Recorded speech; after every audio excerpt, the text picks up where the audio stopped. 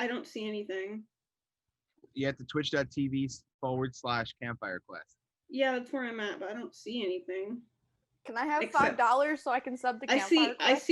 I see recent broadcasts, but I don't see a current thing. You should refresh your page. I'm refreshing. I don't see anything. What just happened? Mute yourself. Good evening, everybody on the internet, because all of you have assembled here for our wonderful show. We're Campfire Quest, and we play Dungeons and Dragons. Hey, I wrote an intro. You can tell, I'm sure. Yeah, I got lost. I don't know what's going on. Somebody help me. I'm partially distracted. Hey, what's up? Hi, everyone. Good morning. Hey, it's Chris. It's Chris here to bail me out. Look, it's the morning. Everybody, look, it's Chris. Good morning. Okay, it's 7 in the afternoon. Okay, morning to me and to it's some people in the 7 world. afternoon. I would qualify. It is afternoon. Evening is a fake time. I hate using evening because you don't know when evening is. It depends. This is a very spicy take from Artavia. Okay.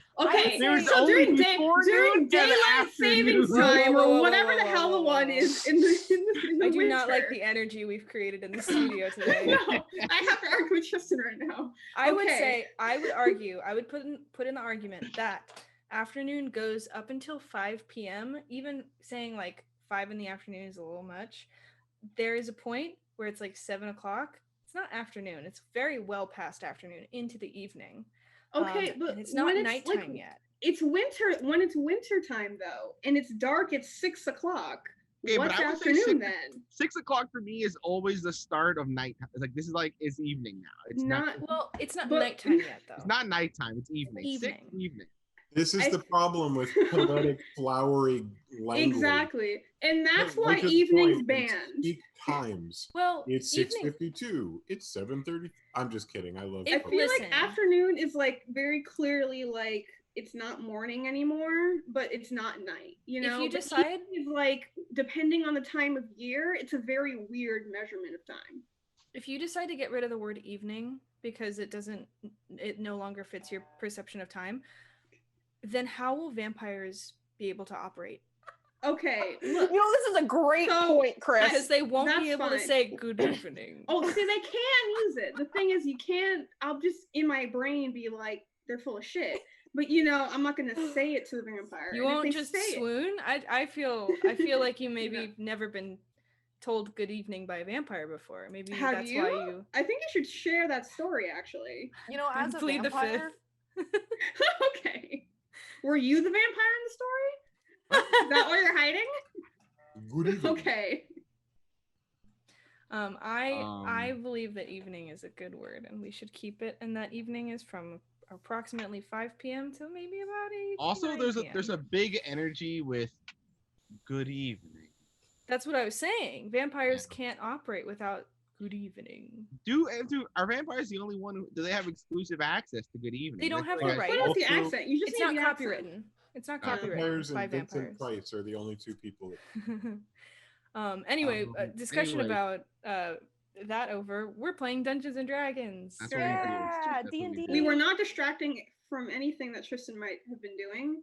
Nope. So now, and now we've got a fun little warm-up activity that has been dubbed by Parker. Parker, this is where you jump in with a title. Questions for Questers. Woo, that's we'll work on that transition more for next week. Number 15. Nothing. Burger King foot lettuce. Nobody wants. Never mind. So what we're gonna be doing in this little segment, in order to warm up for the role playing and the playing of the game, we're gonna be asking a question or two of our characters to answer in character. And we're gonna start with Jason because he looks super excited for this, and I know he loves it. Jason's not here. You're right. I'm sorry. Mr. Jangle. Mr. Jangle. We haven't met yet officially, so we'll have to keep it formal. let's see. Let's look for. I've got a list pulled up here of some fun ones. Oh, I don't like those. Can you choose one that's boring or complex? Yeah, I think I could pick really boring and terrible ones if you like. Ask me about trickle-down economics. Well, here's the thing, Bojang. Here's the thing, Juniper Jangles. They don't work. And here's why. You see, the idea that... Oh, I know all about voodoo economics. You don't have to tell me about what the 80s did to our current economy. I didn't know this was a depressing look into our nation's history. Well, it all started with the Iran-Contra affair, you see. What does he know about this? Anyway, so we're gonna jump back into this. What is your character's guiltiest pleasure? Juniper Jangles. I think I have an idea. Watching Oliver North give testimony in that beautiful suit, he was literally poured into it. That's not my answer. Oliver North, by the way, was the person on trial that was explaining the Iran-Contra affair. We're learning so much right now. Which was tied into Ronald Reagan. Oh my God! I would just like to apologize in advance for my professor father, who will be giving us Parker, lectures. Let him speak. Let him speak. Ronald Reagan, who was responsible for voodoo economics, which is where this whole conversation started. So I artfully tied it in to each one of my little disjunct comments, but they were all quite related. Juniper, thank you. Now, Juniper Jangle has a guilty pleasure.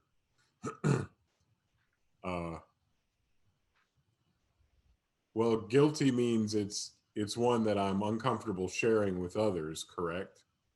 One that I wouldn't want, say, my parents to see. I would say so. Well, I like to smoke leaf out of a long pipe, and my parents don't know, and I would always have to go and hide behind the shed and tell them I'm burning the refuse, but really I was burning that pipe. Oh my God. So is Juniper Jangles canonically a stoner? Yes. I think we knew that though. I feel like we felt that in our bones, right? What are you talking about?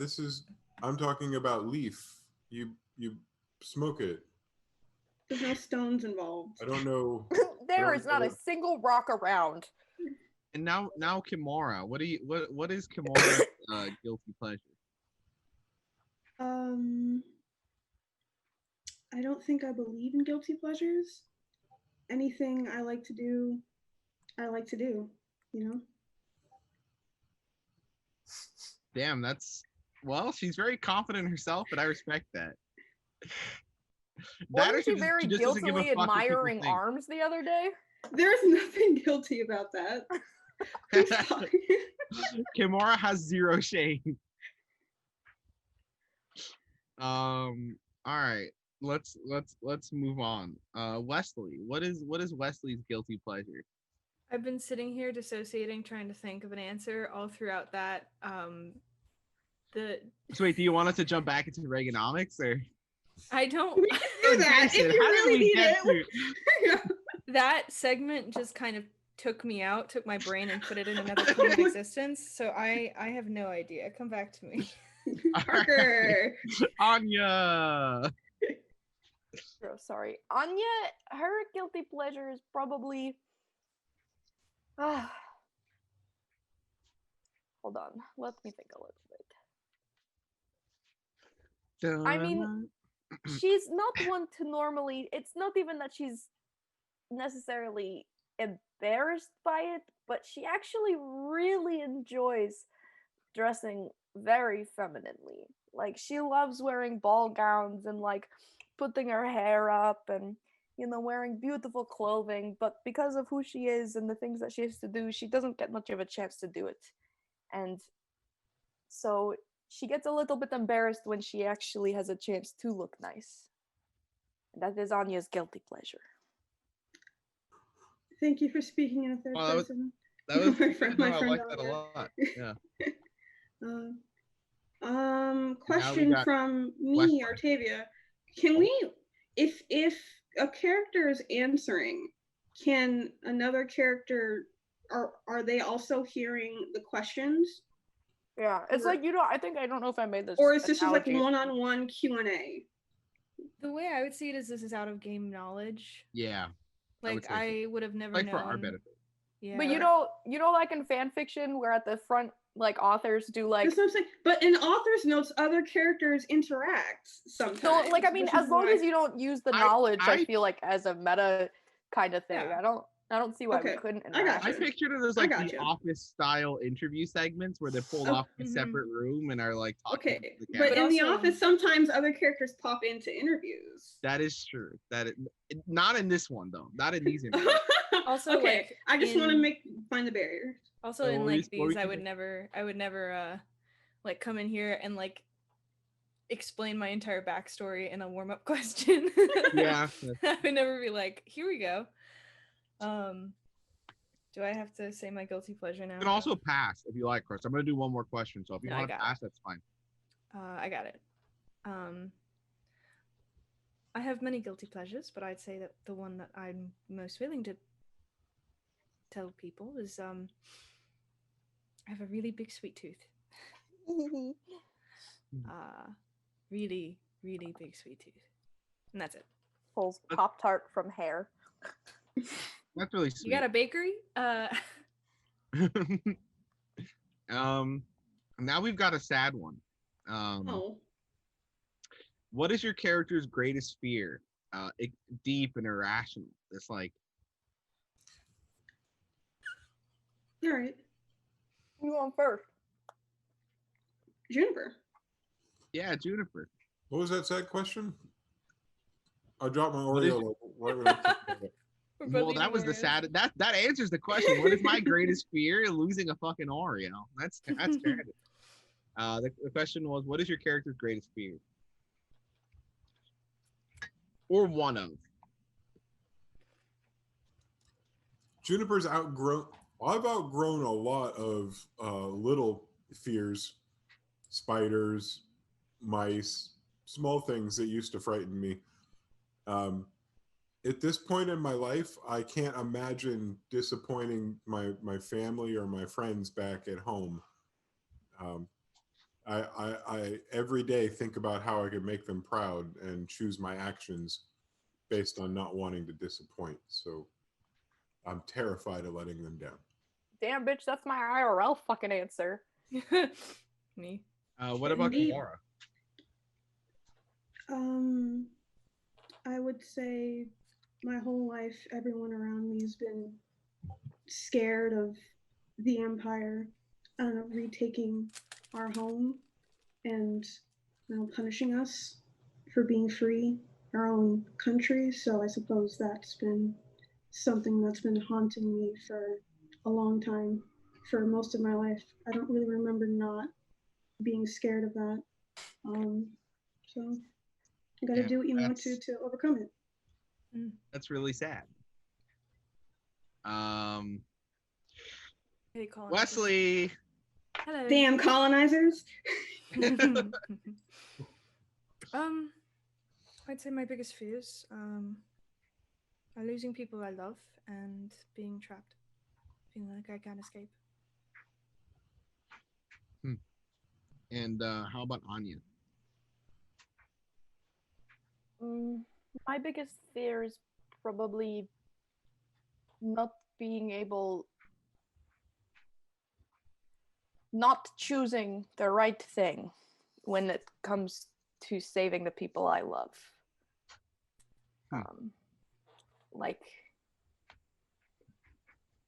I just want to make sure that it's the right choice, and it's kind of hard to say.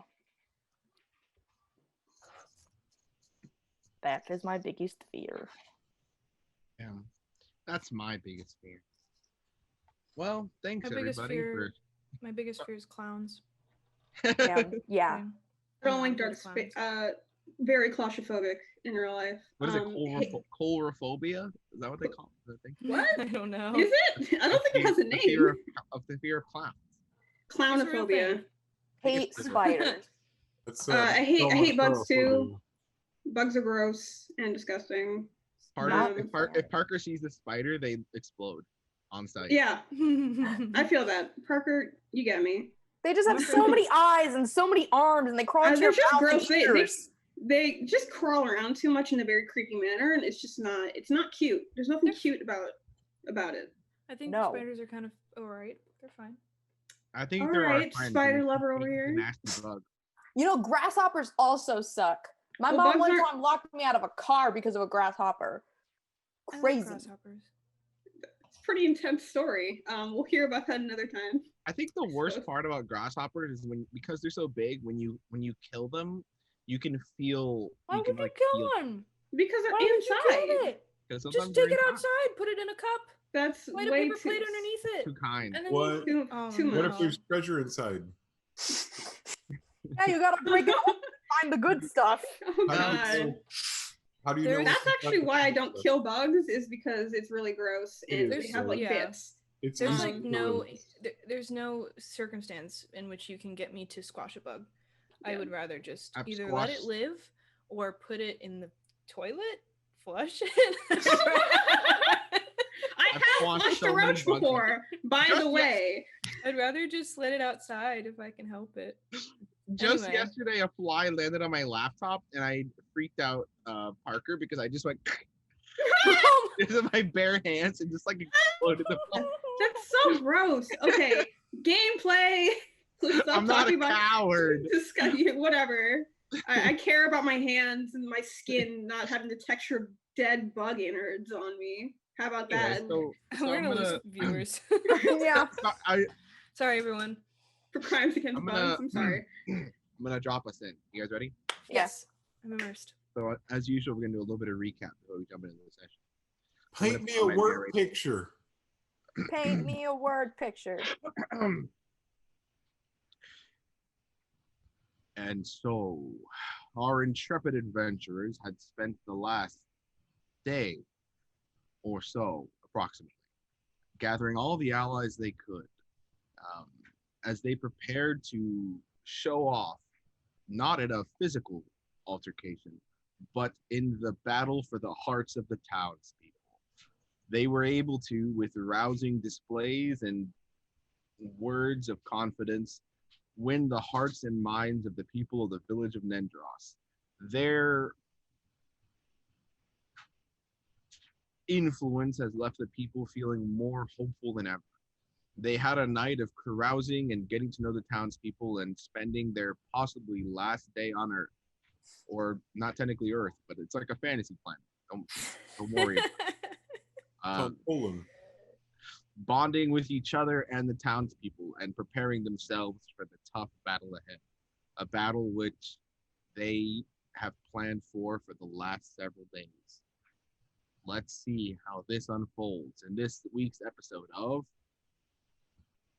Campfire Quest. That's the name. That's the name. I was going to say Dragon Ball Z. You should have said it. I knew you were going to. Coward. I had to stop myself. Well, then we'll just have one episode of us powering up, and we'd have to stop and come back next week and actually fight. No, but then there's 4 episodes of Juniper Jangles charging his spirit bomb. Christopher R. Sabat is there. It's wild. Jason screams for 3 hours and passes out. That's a daily basis. Standard D&D. So, you guys all got to various levels of intoxication last night. I would say Anya definitely being the most affected. What? I would say so. And you guys slept and had some interesting dreams. Yeah. And you're now awakened in each of your rooms. It's pretty early in the day. There's sunlight creeping through the windows. As if each of you are ready to face this day. Is there any last minute sort of preparations or talking to you want to get to, or any last words? No. I think we would all just meet up in the middle area. and get ready to go. Is everybody okay with that, or does anybody have anything to say before you guys all meet up in the tavern downstairs? Anya's gonna take a minute because she's hungover and sad and tired. Oh, Anya, when you... Oh, no. I don't know. You might see it, you might not. But Wesley is... I've just remembered the very last thing from the dreams from last session. Wesley is just kind of sitting on the floor meditating as he was when you wake up. And he's not moving. I'm not moving. Nope, not Piper. Who am I? Who are you? Wrong character. You're Anya. Parker. Anya. I need you guys to know that I don't know, you know those like cookbook things? They're like it's just like... Yep, the rotating wheel things. We got it. Yes. Rolodex. A Rolex? Rolodex. Rolodex. We got old people knowledge. Yeah. What? Get fucking wrecked, Jason. Oh my god, okay. The keeper of the knowledge. There has to be somebody that was around back then to remember how things were before ATM machines. Yeah. So you guys, if everybody's okay, then you guys are all gathered downstairs in the tavern now. I don't want to slow anything down. We just haven't woken up as a group together, but Juniper never leaves his room without having everything that he owns on him, as if he's a U-Haul that gets packed in the morning when he moves around. Well, you're staying with Kimura. No? You guys are staying in the room. Yes, they're in the same room together. Just be that as it may, I leave no luggage in a room when I stay anywhere. And that's because we don't have encumbrance, so why not? So why not? Hey, I'm not a loser. I'm not going to enforce encumbrance. I don't care. Yeah, the only other thing would be if Anya goes to shake Wesley out of it, she'd see that he's got he's got tears falling from his eyes. Her eyes definitely linger, but she doesn't say anything. Hello, yes. Good morning. And he wipes gets his shit together, and we'll gather downstairs. Right, let's go. I need coffee. I'll take some tea. You guys head downstairs, and as you're walking down, you can already smell that food is being made. And there's a bit of a clamor as well.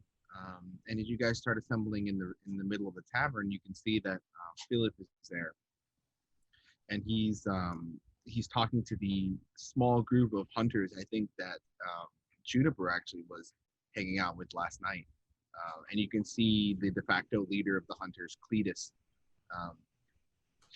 and he's talking to Philippe, and he's saying, "Well, I think it's gonna be one heck of a day, that's for sure, Philip. Thank God we got you with the same man."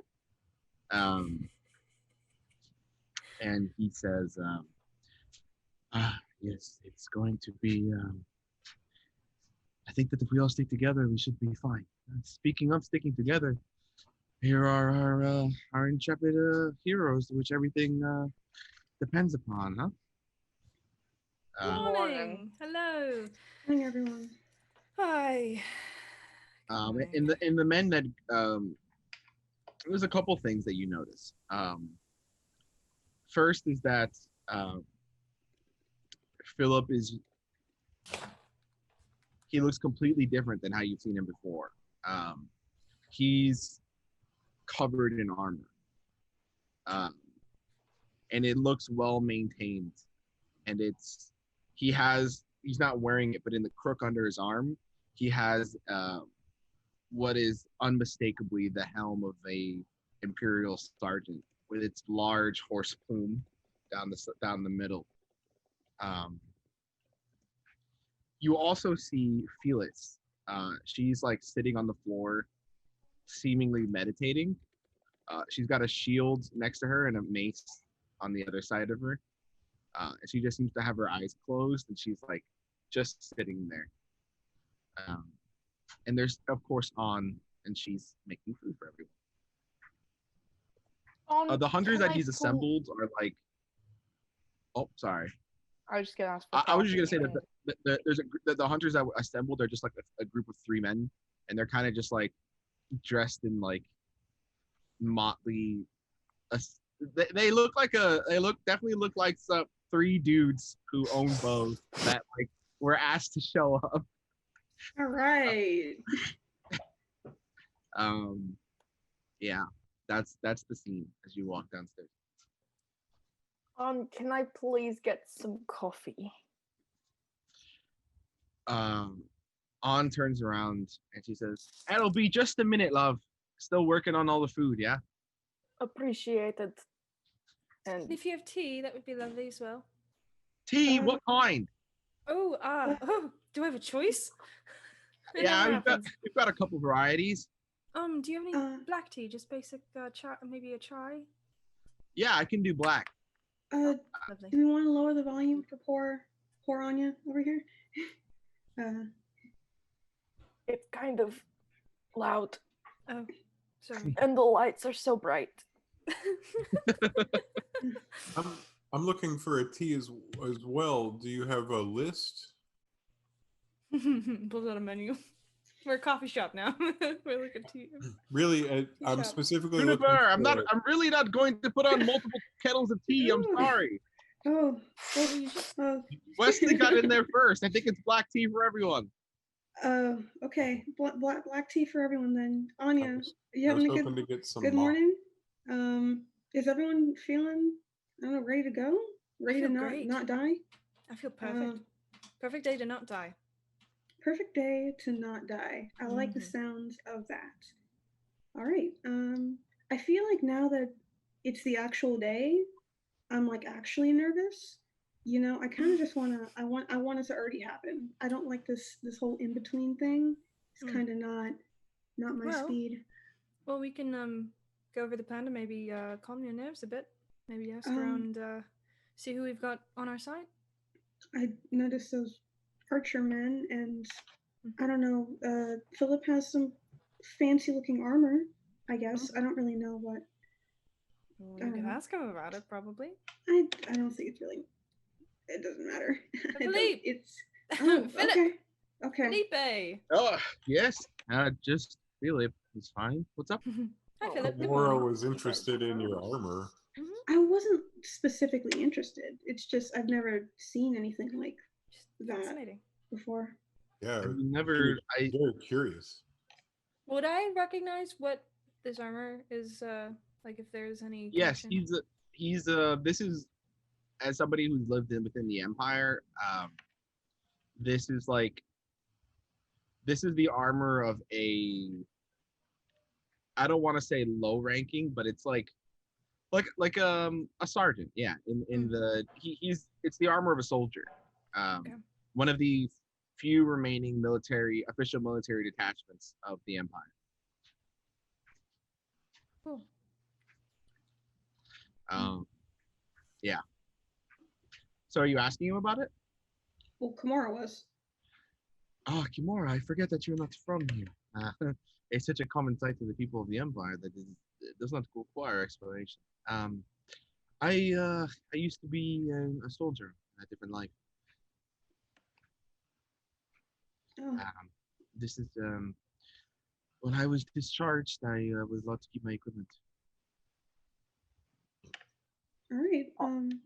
That sounds very nice of the Empire people. I hope it keeps you safe. Didn't just take it. I wouldn't judge you if you did. Well, traditionally, people are not allowed to keep their equipment, but I did a lot.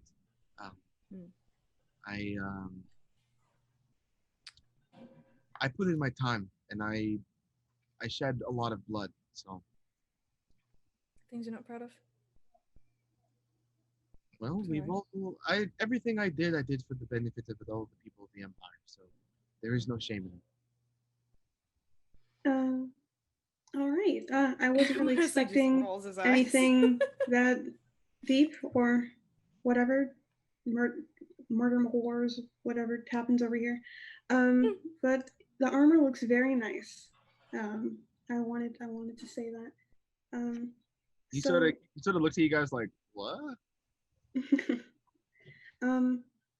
Anyway, so the plan when we're gathered in the strategic position, that Felis and company have made sure that it's a perfect spot for the spell casting that we need. When we see them, and you create your distraction, and then I will loudly say, "He's got the other amulet," or something like that. Make sure he says, I say other, so that they know that there's two things that they need to be going after. So split up. Right. Some stay here, some leave. And I will kind of strategically have my amulet placed, so when I shift to try and stop you, that it becomes seen, and then you'll flash the other one, and they'll be like, "What? There's two?" So will I have the other Yes. amulet in my hands? Yes. Yes, you'll have Okay. the Anya version. The idea was for it to be an illusion. Yes. Right. It Yeah, is. see, Right. but So I have it's another not going to illusion, actually right. be, yeah. So So I Should we call it the star instead of the amulet? true star, the other star piece. The other star fragment, I suppose. Fragment. Yes. Fine. Yes. So illusion me will be with illusion with illusion running out. Yes. I will be. Where will I be? Inside. The plan was for you to be if you. And they have suddenly like a whiteboard appears. And you guys could look at the town map. He's gonna say the idea was for you to be in the barn, kind of hidden away of your real self, but still able to look out. Okay. And, so that you're close enough for your magic. Yes, and then I come out after my fake self leaves. Yes. After we close the gates behind them. Okay, and then Kimura will have the other. I have hers, and I'll technically still have mine. I'll put mine in my pocket. Yeah, so she'll have hers. You'll have the one that looks like Anya's. So Anya's is color for Anya's. Could I see it just to what make color? sure I get it right? Yeah, and we'll get a description of Anya's color scheme relative to Tristan, that's you. Tristan, we get the color scheme of the amulet. So I will. Tristan, I can't hear you. You're muted. Hello? You should go get. You're back. Yeah. You should go get those headphones that I was talking about. Oh, where are they? I think they should be on the table. You have the description. To grab them. So Wesley, the amulet that Anya has is the one your illusion is going to pretend to have. Can you hear me? Going to, yeah. Yes, we can. And then you're going to run off with it. Yeah. Anya's amulet is, for reference, before I get the microphone, it's like an obsidian, like a deep black with like speckles of white that like it seems to sparkle slightly. Yes. So you're going to have that piece, and you will run off. And then I will loudly declare that you have the other star fragment, while I have my amulet that will make it so they won't all run after you at once. And that some of them want to stay for my star piece, and some of them will want to go after Anya's or your star piece. That's fleeing through the gates. All right. Yeah. And then as soon as they close the gate, you come out, and then we fight. Whoever's left. Hopefully, Binoc. And that is the plan. That is the plan. Yes. There's a couple last minute things I have to do.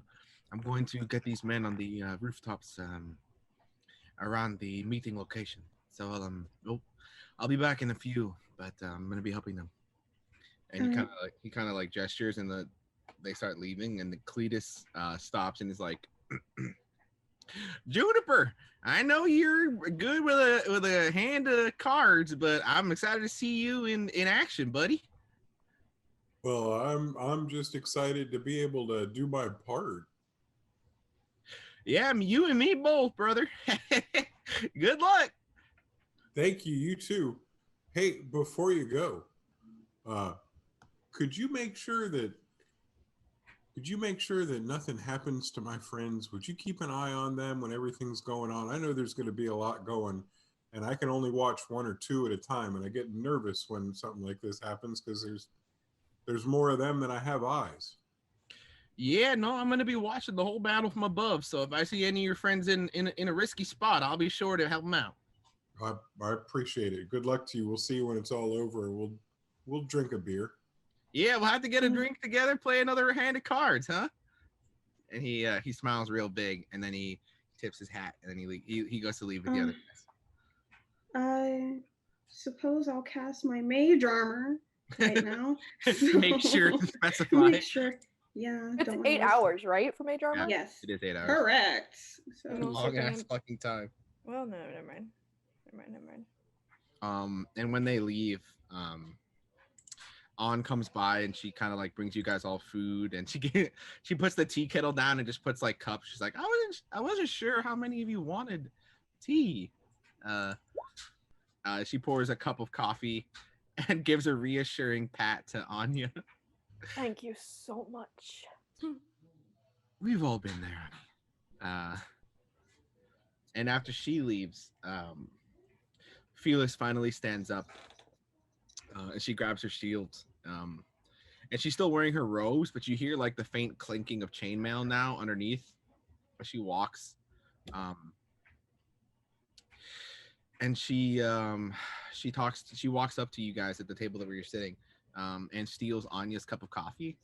Oh, well. And just like, oh, I hate waking up early. Oh, thank you so much, Anya. I really appreciate that. Yeah, totally. I hope you liked very it. polite. What? Polite? What do you mean? No, Wesley, it's okay. I'm okay. It was yours though. I can drink some tea. I'll be fine. No. Can we get more coffee over here? Sure thing. Yeah, just give me a sec. I'm looking at her like, what the fuck is wrong with you? She's smiling, like either she's unaware or she's pretending not to acknowledge it. Fine. Good morning, Phyllis. Tristan, you're frozen again. Oh, should I move to somewhere else? Will that help the freezing problem? I think it's because the internet down here is not good. It's shittier. It's also like starting to rain right now, so I feel you like know how it goes. Helping. Florida living. So how do we deal with this? I don't know. You're not. Jerry's not home. Go upstairs and sit in the kitchen table. I tell you what, my opinion is that your voice is maintained pretty well, except for one time. Yeah, it's literally just your video that's been freezing specifically. The occasional frozen face will be okay, and maybe at our break you could readjust or find something. But for now, we're cool. Okay. In that case, yeah, never mind. What was I gonna say? Who was I? Oh yeah. She says, well, I was just getting in some last minute prayers to see if the gods are on our side. It's looking to be an interesting one. I'm going to go out and inspect the gate and make sure it locks correctly, because if it doesn't, that would kind of ruin the whole thing. Huh? Be a little inconvenient. Yeah, thank you for that. Yeah. Let's not die out there today, huh? And she kind of like crouches down, like puts her arms around Anya and Wesley. That's the goal. May your whatever God bless us. And please don't touch me. She takes her arm off. She's like, oh, didn't know you were touchy. Sorry about that. Should have asked. I think that was part of the prayer. Was that part of the prayer? How are you doing today? Me? Yeah. You feeling all right? Yeah, a little bit nervous. It's been a while. I was about to use divine magic and all that. Oh, I don't think I've ever really seen that in action, so very exciting. Oh, you've never seen a cleric do their thing? I don't think so. No, that tracks. Well, not a lot of people have. No, yeah. I guess it's my job to make sure you guys don't fall over. So, and that's very much appreciated. Yeah. Yeah, just trying to keep focused, I guess. I'll see you guys out there. See you later. And she kind of just like strolls out the door.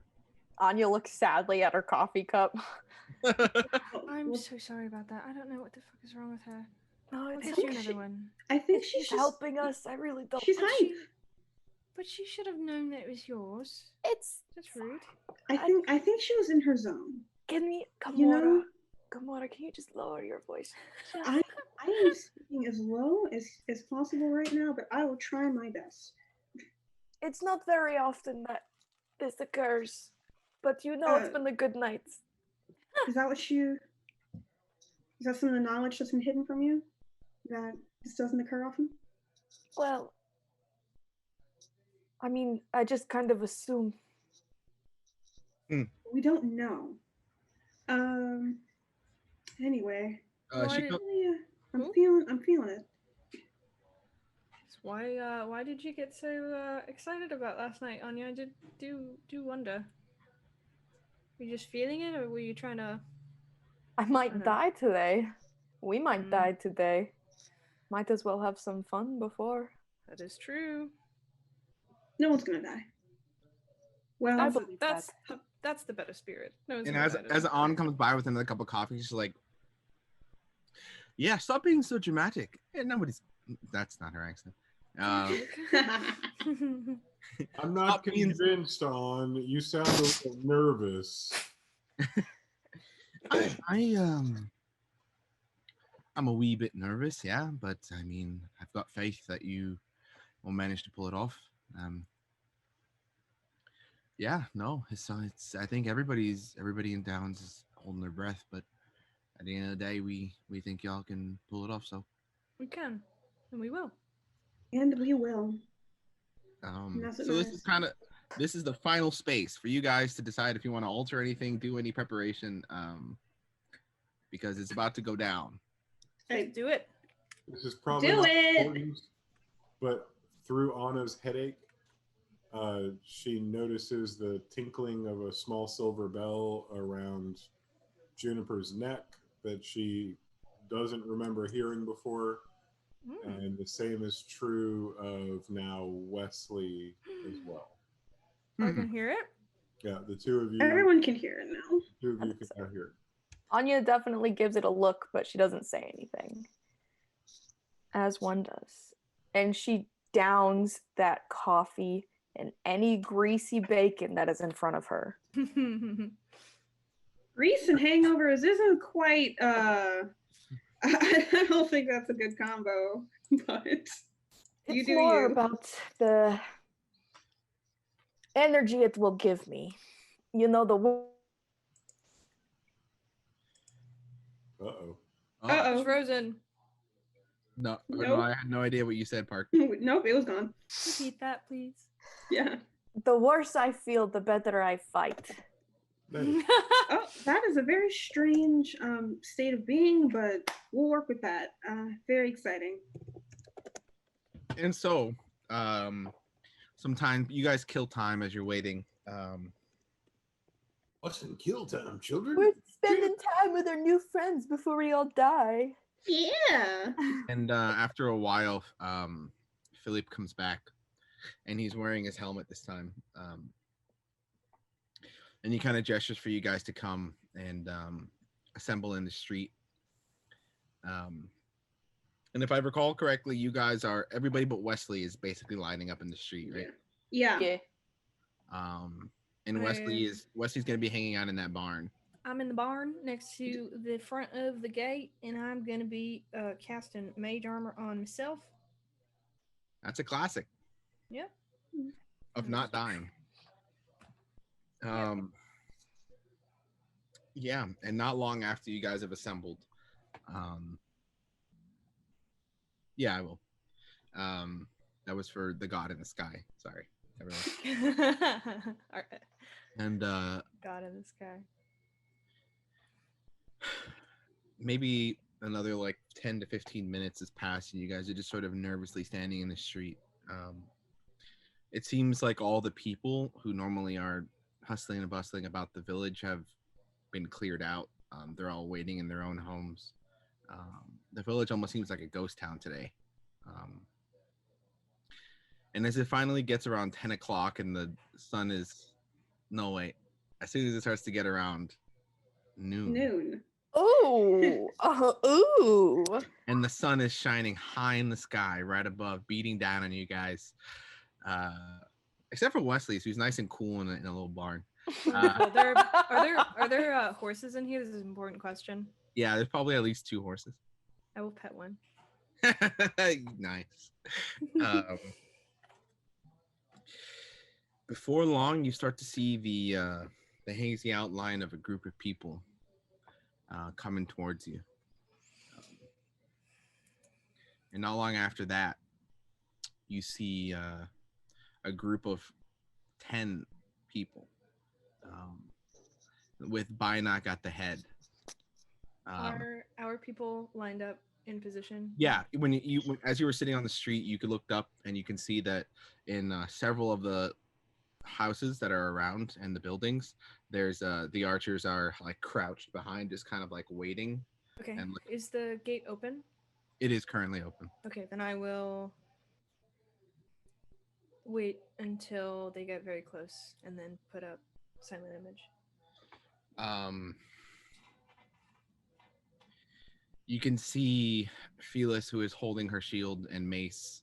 She's holding her shield and she has her mace at her side. She's like gripping it really, really tightly. And you can just feel the uneasiness start to sort of settle over everyone. Binoc has a huge glove over his left arm. And you can see a humongous falcon is perched there. And so cool. Does he have a... Sorry. And the 10 of them make their way sort of in typical military formation, and they're kind of like they're all wearing different levels of sort of. Who's got cops? Sorry. They're wearing different levels of sort of pillaged armor and gear, and they stop about 15 feet away from you with Binoc at the head of their little group, I guess. And he stands with his head tall and he looks down on the group of assembled individuals in front of him. Wesley is there before they can see the silent image go up, but it's just me walking right alongside everyone else. And he speaks almost softly for somebody who has a voice as booming as his, and he says to you all, "So, do you have what I asked of you?" We do, and we've decided on your bullshit terms that we know who's going to be the one to go. You've got a lot of spirit, haven't you? I don't know about that, but you know your terms are kind of whatever. It doesn't matter. Lenient? Yes, I would say so. Regardless, Wesley here will be the one to go with you, and he has the star piece that you want. So I see that you are not as foolish as you seemed. Come now. Die. My silent image starts looking very nervous. So Wesley, you have to go. I pull out of the pocket of the silent image with shaky hands the star piece, the necklace. Hurry up. And being very he loud. looks back and forth and back and forth. And there's a moment of tension. And then he books it. Oh my god! We said we agreed. He had the other star piece. He's running out. Can I get either a deception or a performance from Kimura? Either. Me? Wait, can I put? I'm assisting, right? No, for sure. Well, yeah, I would say it's convincing. I'll give you an advantage. That's fine. Yeah. Oh, thank God. All right, that's a big one. He's watching the two of you argle. Okay. Argle. See you later, guys. Stream over. Gonna have. He's watching the two of you argue, and he almost seems like amused. He's like, huh. And his men who are assembled, which all look a little bit nervous and are kind of looking around. Once they see you two arguing, they're like, yeah. And once he starts running, Bynock is immediately like, oh my God. We had a deal. If your man is a coward, that's going to reflect on all of you. If I in the barn, I'm like, that was harsh. And I also use a Pearl of Power to get a spell slot back. Hey, there you go. And Bynock is gonna look to his left and his right, and he's going to grab one of the men on his left, who is a short man with just disgusting long greasy black hair, and he's going to say, John, I need you to go grab that coward and bring him back here. Make it clear to him that his actions have consequences. Take some of the boys with you. And John just sort of whistles, and three other of the boys sort of like assemble behind him. So there are 4 boys leaving? Yeah. Okay. So are there 10 people including Bynock or 10 people and Bynock? 10 people including Bynock. So there is a total of 10 people. So now there's a total of 6 people. Yes. And who you assume is John. He and his boys sort of like walk past you guys, and they're like sneering as they do it, and they like bump into your shoulder, Kimura, like aggressively. I'm just gonna say I've got a firebolt trained on Bynock's face, ready to go whenever we start fighting. Prepared it, just like. And so the boys, 4 of the boys jog past you guys through the gate. And as soon as they're on the other side, clear, you hear Jake shout back, "Boss, I don't see anything!" And then immediately, as soon as he says that, Felix shouts, "Now!" And then there's the gate slams shut behind them. And I need you to roll initiative. And this is where we're doing it now. We're doing fight. Oh, we're rolling initiative. Hate that initiative I've ever rolled. Oh, I didn't do my 2. Do I? Oh, that's true. Yeah, you can put up the map now. Okay. 11. Boo. Oh, now everybody's gonna see our hilarious icons that consist of a literal angle, a fish, the bluebell cow. Love it.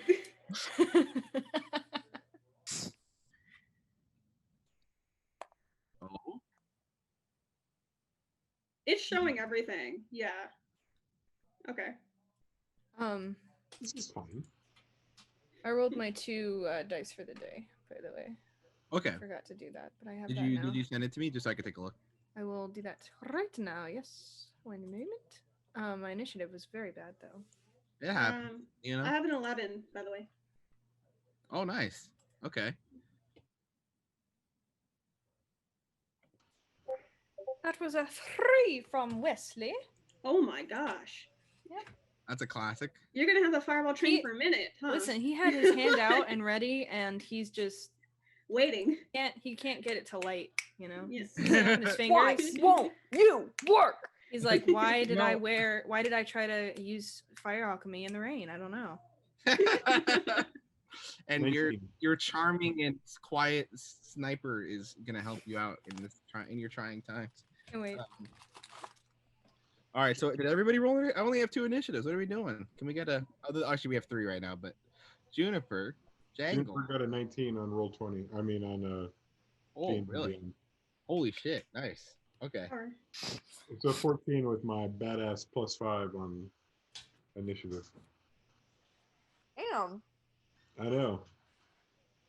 I got a good dex, but I also got some race modifier. power. All right. I'm rolling a couple initiatives here, so you gotta give me a second. We got you. 4 hours later.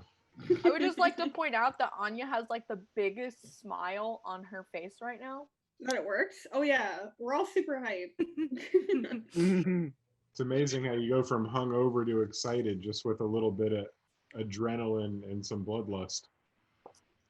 You know, it's exciting. Her Smidgen. axe hasn't felt anything squishy in a while. Wesley's having the time of his life petting the horses and being inside In the barn. Very on brand. My action is to pet more. My Bonus action action. is to We're feed it a fighting carrot. now? As a reaction, I say, "Aww." Are you enjoying that food? Yeah. What food is it? It's from Noodles and Company. Me and old Mr. Gravity keeps eating a couple bites every time you try to take one. I know, I noticed. Don't bully me. This is cyberbullying. I'm sorry I don't know how to eat properly. Whose fault is that? Totally your parents. We should have taught you to chew. Our It's bad. more about the swallow, you know? There's 15 people in this combat, so you gotta. No, no. We're good. We're talking about the like. No, we're good. I'm eating. good now. Are you rolling them all individually? You have to. I actually pre-rolled their initiatives. So. Wow. What was that? I thought ahead. That's smart. Yeah. You forgot you thought ahead? I was just. I had to slot everybody in. Oh, okay. It's fine. Because I had to fit your initiatives into, and I wasn't sure if who else would be there. So. Let's make you little tokens.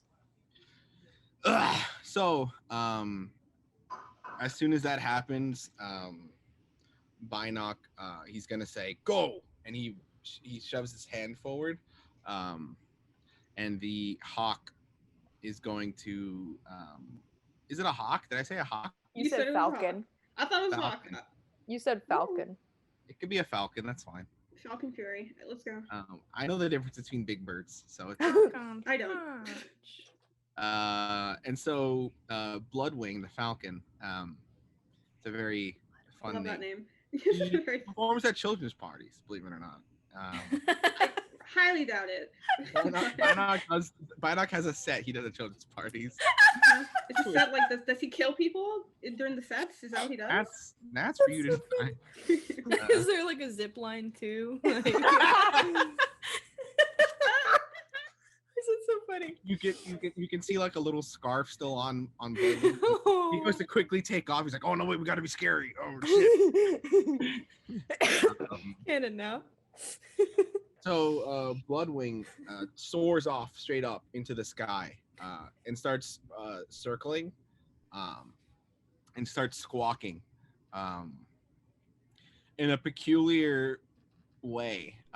And then Binoc starts looking at the rooftops, specifically in the areas where you know the hunters are set up. Oh. Bitch. And that's Bloodwing's turn.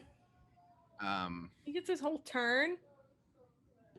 That's Bloodwing. He's a falcon. What do you want him to do? Wait, does Cass get her turn too? Just kidding. What's Cass gonna do? Scare him to death? What is Cass do? What is Cass doing? She's got talents. Being cute is one of them, and that is the end. That's a big one. That's a big one. Next, we got Juniper Jangle because you rolled like a very, very quick cow. Can someone handle that fucking bird? I see the bird on the map, but he's circling up above. Is he circling up above roughly where he is? He's now there. I've moved him a little bit. He's got he's about 40 feet above you guys, maybe 50 feet. And last question is, how high up is he? Now 40 to 50 feet. Okay. Thank you. I'm gonna cast Thunderwave, and Oh, I'm shit. going to aim it in front of me. I'm gonna step forward though. Will I be doing this myself? I'm gonna Yeah, you can move your grab token. my cow. I think Thunderwave emanates from you, though. Yeah, so I move forward because I'm going to be casting it forward into the group of people. 15-foot cube originating from me. Right. Uh, It's originating. But your friends not are still centering. within that Yeah, AoE. we're in the cube still. Yeah, you have to be. Yeah, now Yeah, you we're don't good. have- We're all good now. Okay. Yeah. Yeah, now you've got. That's Now good. you're okay. originating forward or from the center of me? I think From the it's center. originating. Center. It's from the center of you. It would say if it Forward, was forward. centered on you, it would say specifically that it's centered on you, not emanating from you. Right, it's emanating going forward, so it's from me 15 feet in front of, in the direction I cast, I believe, right? Wait, I'm confused. In a 15-foot confused. cube originating from you. That But would not be. centered on you. Can you see the purple cube I just made with my scroll over? Let me see. Purple cube. Can you do it again? Well, Now I can see it. can you see it? Nope. I'm looking this up. Emanating. You are the epicenter of the explosion. This I'm looking at right now. And you are unaffected, but every other creature within this 15-foot radius is affected. Either way, we're still safe. We're safe regardless. But Yeah, not but I'm trying to not damage the cleated. people in front of me. So let me center myself. If it's going to be emanating in all directions around me, and I'll make sure I'm right. 5, 10, 15, 20, 25, There's 30. a ruler function, if you like. There's my full movement. So You're gonna move into the middle of them? Yeah. He's gonna fuck him up. This is these 4. If I'm correct, it should be the 4 on around me. Right. All right. So they're making the con save, and I'm looking to see it's 14 is their save. Okay. Let's see. Let's roll some fucking dice. Pew pew pew pew.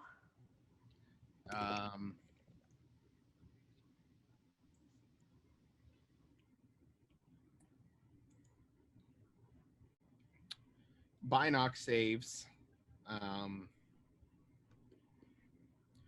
So he only takes half damage, and he is not made prone. No, it's only pushed, actually. Okay.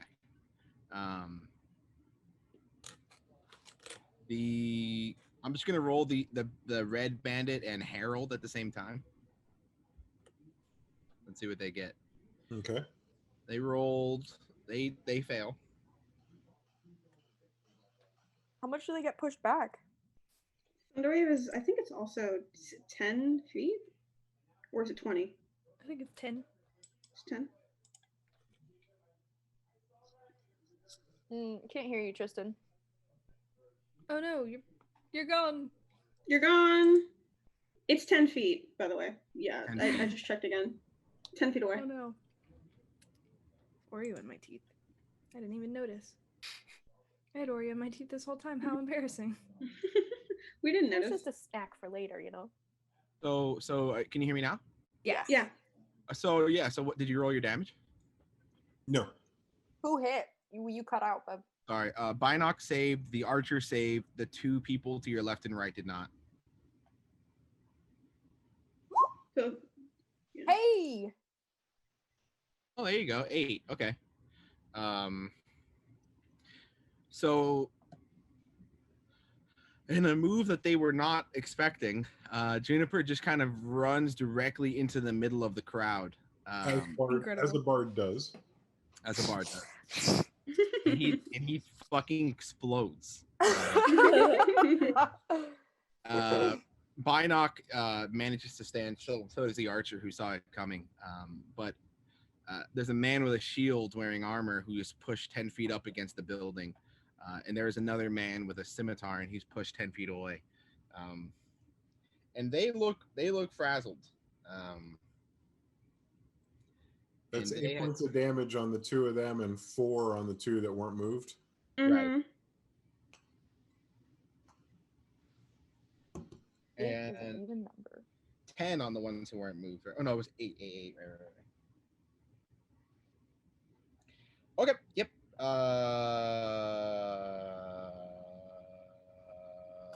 So anything else you want to do? Yeah, I do. I would like to, as I look, and believe me, I do enjoy looking around and seeing what my spell did. I am impressed with myself, and I turn around to look at my party members to kind of get some validation. And when I turn around and make eye contact with, I always start with Kimura because we've been together the longest. I yelled to Kimura a limerick that is an inspirational limerick meant to offer bardic inspiration. So Kimura, you've got a 1d6. And it's 10 minutes. It'll expire in 10 minutes. Okay. All right. So that's that turn. There once was a Triton named Kimura. We'll get to that later. I need some time. Thank you. Okay.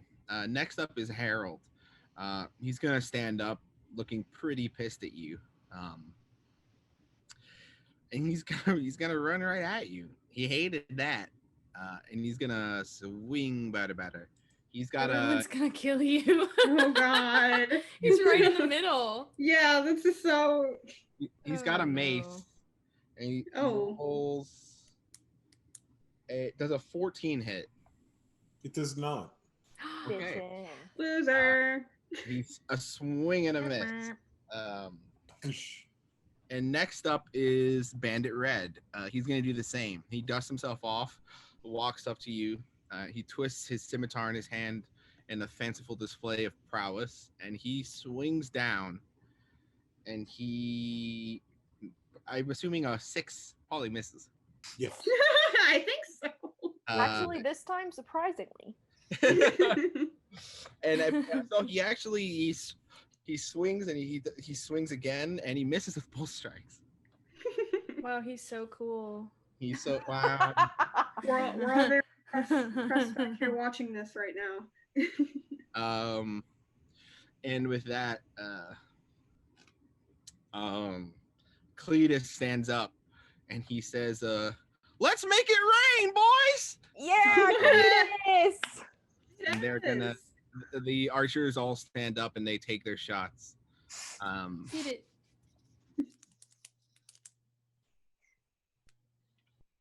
Please, God. Let's see. Okay. Just kill Bynock. Cletus himself, he stands up and he sights his longbow on the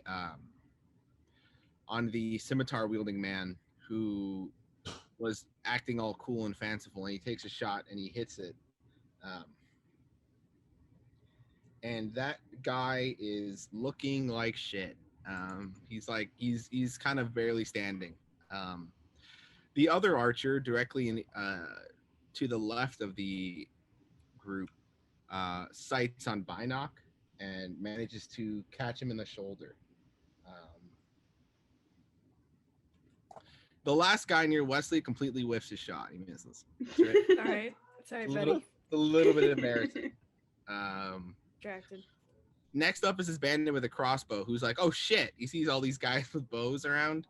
He kind of gets around this corner and he takes the shot at Philip, who is wearing a bunch of armor. Mm-hmm.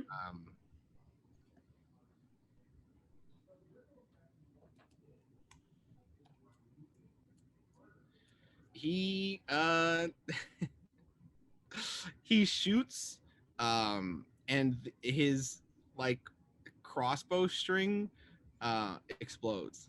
Oh, like it snaps. Oh. And he's like, what? Oh no. Because he critically failed. Yikes. That's Bynock and his boys sucking Bynock over there. and the boys. It's Kimura's turn. That was part of Kimura's action. Boys are not doing great. Part of Kimura's turn was taunting them and saying they suck ass. So Kimura stays exactly where she is and tries to cast Chromatic Orb at Bynock. We're just going for it. Pray. Oh! Well, you hit him. Hell yeah. How much damage are you doing? Hopefully good amount of damage. Oh my god! Oh, What? Wow. What'd you get? Okay. 17? 70 points of damage. Wait for what? Fucking what? Chromatic Orb. I told you It's the best spell in the fucking game. Maybe you're the best spell in the fucking game. I'm gonna do fire damage. Are you sure that it's 3? Yeah, it is. I believe. 3d8. Yeah, it is. Yeah, it's amazing. Fire damage. Okay. Yeah.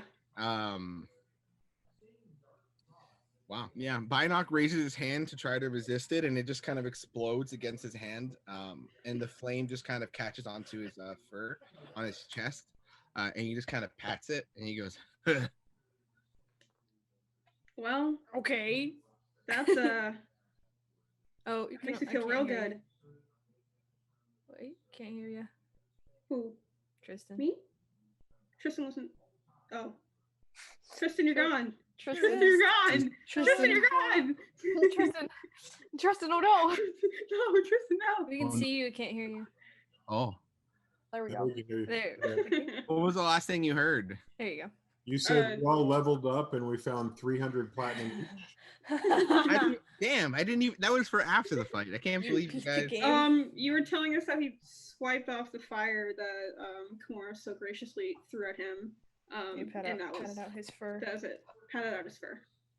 And he points menacingly at you. Yeah, fuck you too, buddy. Dickhead.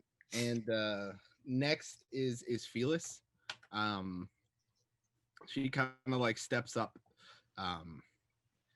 and she speaks softly to herself, and then she raises her hand up, and a light sort of like diffuses, and on the ground near you guys, there's a small bright light, like a sigil, and all of you have the effect of divine embrace, which means that the next time any of you have to make a saving throw, you get to add a d4. Oh, Ooh. nice. Yes. Is that how? What's the range on that? Like, who's involved in that? All of you are within the range. Sick. What is it, a Alright. 1d6? 1d4. The d4. That's her turn. Philip is going to notices that, or Philippe, I guess I should say. I like that his name changes slightly every time I say it.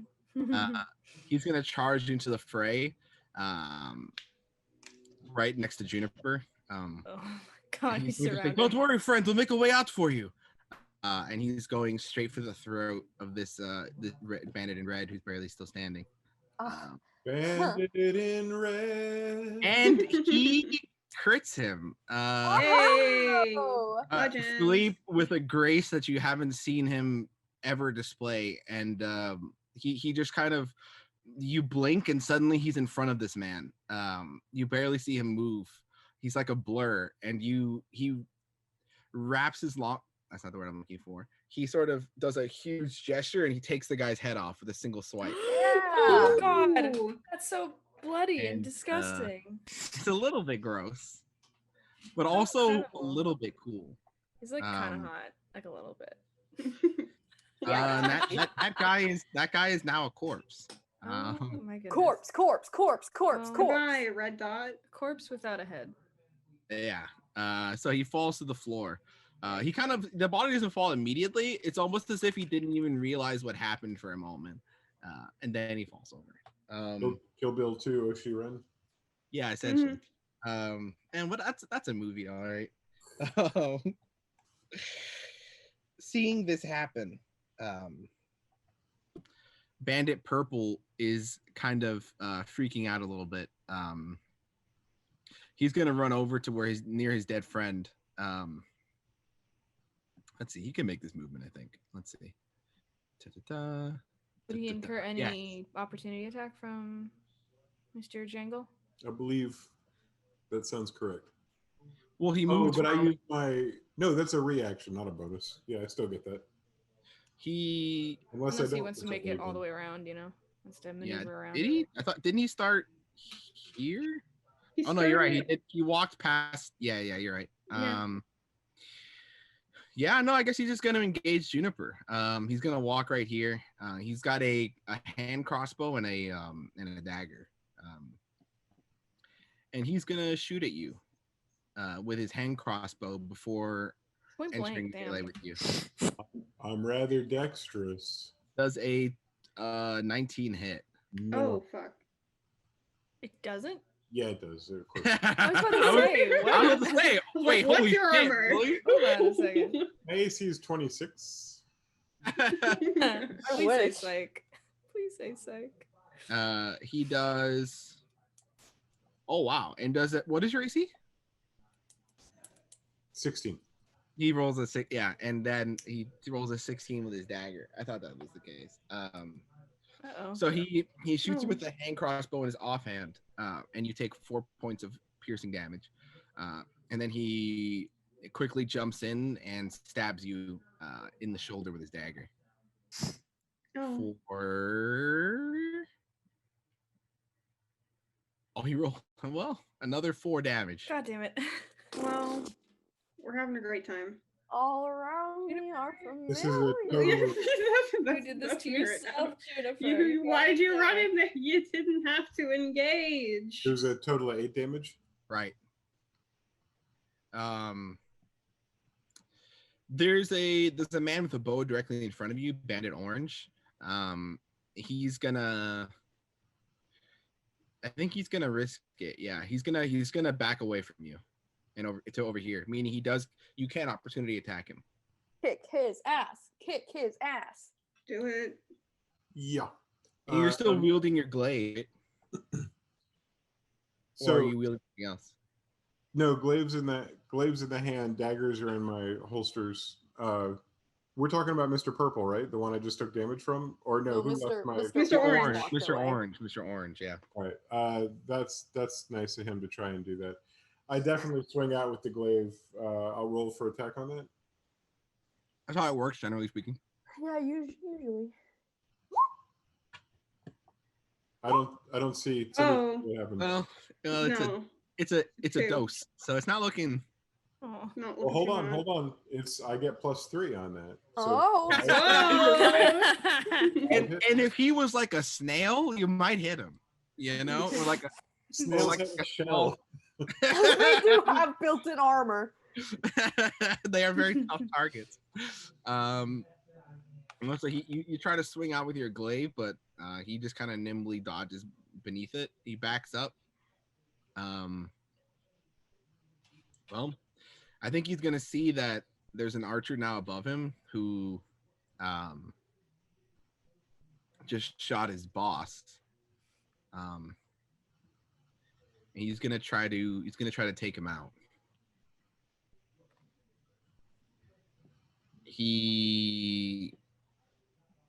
Okay. He shoots the hunter on the left side, and he catches him in the arm, and the hunter cries out in pain. And you see a spurt of blood from over the roof, and you don't see anything else. Ah! And No! that's his turn.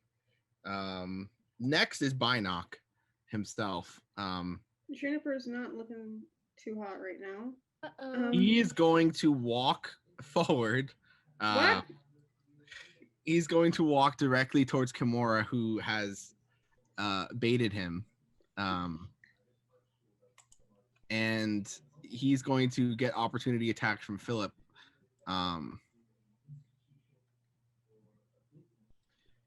Oh, Philip actually hits him. Look at that. What a mad lad. Philip.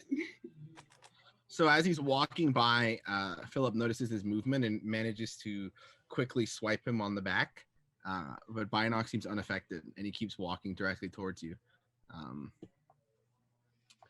And, well, he's going to bring down his axe. Uh-oh. How about he goes to hell?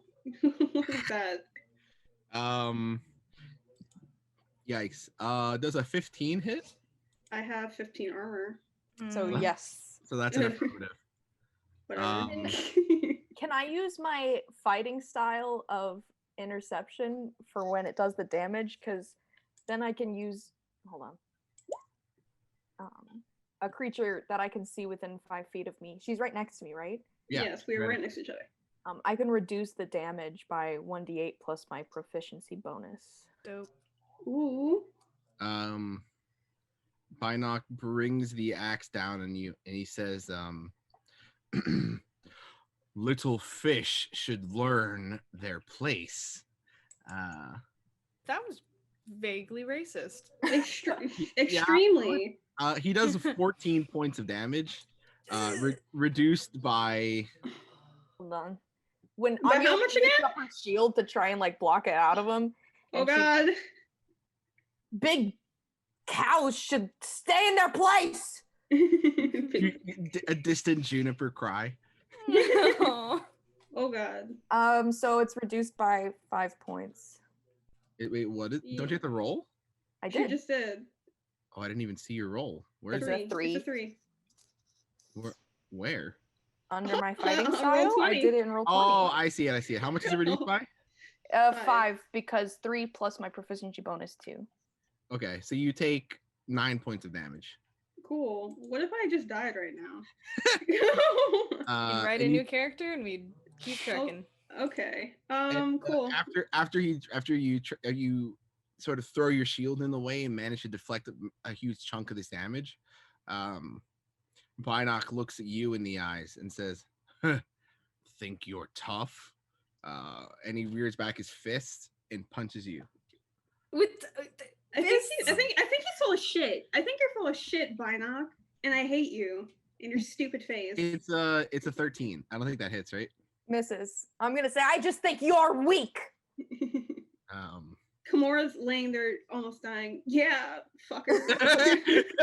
Yeah, what she said, bitch. Yeah, so that's his turn. First up is Bloodwing, actually. Fucking who? What? Wait, whoa. Wait, isn't I it? haven't gone yet. I haven't gone either. Yeah, Wes and Anya haven't gone. Anya hasn't even gone. I had a 3. Oh, I got guys a are at 6. the end of the order. Oh my Very goodness. end. Yeah. I've been waiting. I've been chilling. Okay, wait. It was Anya and then Wesley. Probably. Yeah. I rolled Okay. a 3. Anya, let's go. I got a 6. We were very close though. Wesley's I been not like, rolled a 7, and I assumed he was at the end. You know, I was like, oh, that's it. yeah, Right? yeah, No. no, 3. That'll 1, happen. 2, 3. Like, it can't be worse than a 7, but And it's Yeah. Anya's turn now. Yeah. Okay, so Feels Anya's better. gonna retake that line, and she's gonna say it now while she swings her axe down on him. I just think you're weak. With my Get him. battle axe. Get his ass. Oh That's shit! 23. Yeah, wow! Look at that. Roll your damage.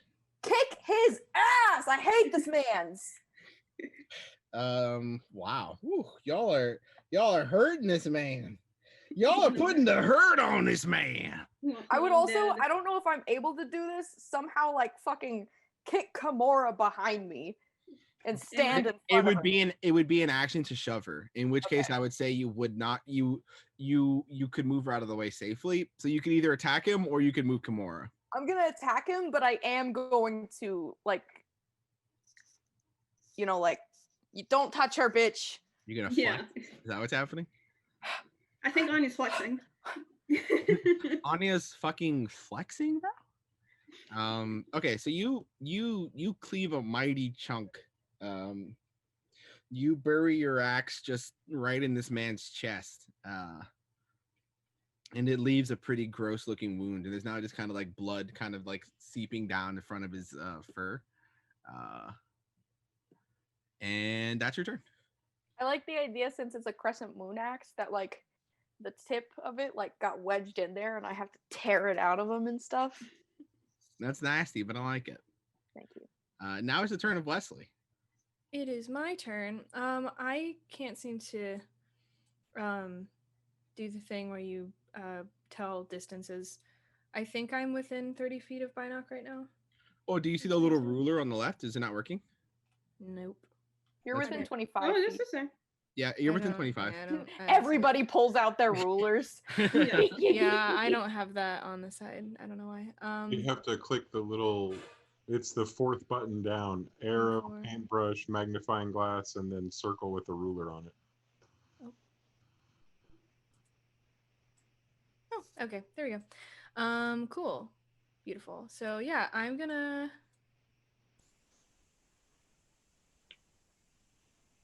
move my little self 5'10". Is there a door window I'm assuming that I'm looking through in here? Like there is a window, but you have to shoot through it, meaning that you'll destroy it. And that's fine, but they will be able to see you afterwards. Well, I was gonna cast magic through it. Yeah. Well, I mean, what kind of magic? No, it would be. I'll just get outside. I thought you were, because if you're firebolting, I mean that's coming like from your hand through the. Yeah, no, I'm not doing that. I've decided after multiple false starts on my firebolt, I will. You just wouldn't catch. Yeah, it wouldn't catch, so I'm just deciding to do something else. So I've moved 5, 10. Is there a door here? It's actually an open barn, so it's literally just like an open. Oh, it's just open. Beautiful. Yeah. Then 5, 10. From here, I will take out. Wait, did you move your token? Yeah, a little bit. Yeah, they did. I was up here, and now I'm here. Oh, I see. Yeah. There's like an opening, and then there's like a window, which is what you were looking at. I don't know if that makes any sense. Like, here, wait, let me. Like there are sides to it.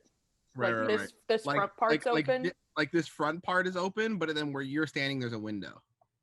You know. Okay. Well, we'll see. Wherever I cast this, I will be in the barn. Okay. I will take out a little one of my little tarts, and I will take out a feather in the other hand, and I will whisper under my breath as to not be heard, "You're a little bitch," and I will cast hideous laughter on Binoc. Yeah, for sure. Okay. So if I can do that through a window, that is a wisdom. Wisdom? Okay. Mm-hmm. Fail. Yeah, so you can do that through the window, and they still won't know where you are since it won't destroy it. True.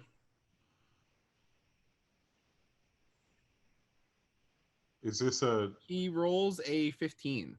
I'm gonna replace that with one of my divination rolls. Yes. Oh shit! No. Can you replace other people's rolls? Yeah, it's I believe so. Roll. Let me double check. I'm That'd pretty sure I can do it That's with other so people's rolls. Any roll. Let me double check. He rolled a 4. He rolled a 13 plus 2, so a 15 in total. So, what's your spell save DC? Is it 13? 13. 13. Yeah. So I was gonna replace it with the 6. Okay. Yay. Let me important ability. Let me just double check and Google it because I don't want to, do something I'm not allowed to. But I'm pretty sure. Yeah. You can replace any attack roll, saving throw, or ability check made by you or a creature you can see. Love that. That's so cool. That's great. Actually. Absolutely broken. That sounds like the luck feat. Yeah, it is the luck feat, but more powerful. We might have to revisit that later, but for right now, we're gonna let it roll. I'm not gonna use it too often. This is just very important to me that I make him look like an embarrassed fool. So for sure, no, I like it. Yeah, I'm replacing that with a 6 plus 2, so he fails, and he is now laughing uncontrollably to the point where he is on the ground, prone. Wesley, you have a vision in which you cast this spell, and it threads over Binoc, but nothing happens. And then again, you have that split second where you're back here, and you can see him already on the ground rolling with laughter. And he's fucking laughing, bro. It's like a horrible guttural. It seems almost painful, actually. I'm gonna use the rest of my movement, so I got 5, 10, 15, 20, 25, 30. Is this a bill? Can I actually? No, I'll just be here. I'll be. So you're outside now. Okay. I'm outside, but I'm gonna try to be hidden as much as possible. Yeah. Could somebody ping Binoc for me? He's right in front of Kimura. I'm waving. Okay, thank you. I'm waving. He moved. I didn't let you have opportunity to attack him because you already used your reaction that turn. Who? On the other guy. Specific. Yeah. Juniper Jangle. Oh, Yes. That is my turn, and I am now trying to hide as best I can. That's funny. you weren't saying it's my turn, right? It's blood. No. It's Bloodwing's turn now again. And this little bird, actually, he's a very large bird. Seeing fresh blood, is going to swoop down on top of this archer to the left. And you hear let's actually check if this happens. Uh-oh. You hear a cry of pain, and a snap. And then you don't hear anything. And you can see the falcon take off again and start circling. And you can see something. It has something in its mouth. And that's Bloodwing's turn. Can I perceive what's in its mouth or no? I don't think you want to know. If you want, I think it's going to be it's quick glance. Quick glance. In that case, it's a bloody part of a person. And this, you can safely assume that this archer is out of the combat. Oh no. We love storytelling. DM, can you verify the 4 people that are surrounding Juniper are all enemies? This one person is dead, and he's an enemy, but he's dead. This one person right here, Philippe. Can you guys not see the name tags? No, we can't see the name tags. I can only see the name tag for Wesley. Yeah, I can only see Anya's. I can't see. No, I see Kimura's actually. Never mind. That's weird. I have to change these then because it should be visible for everyone.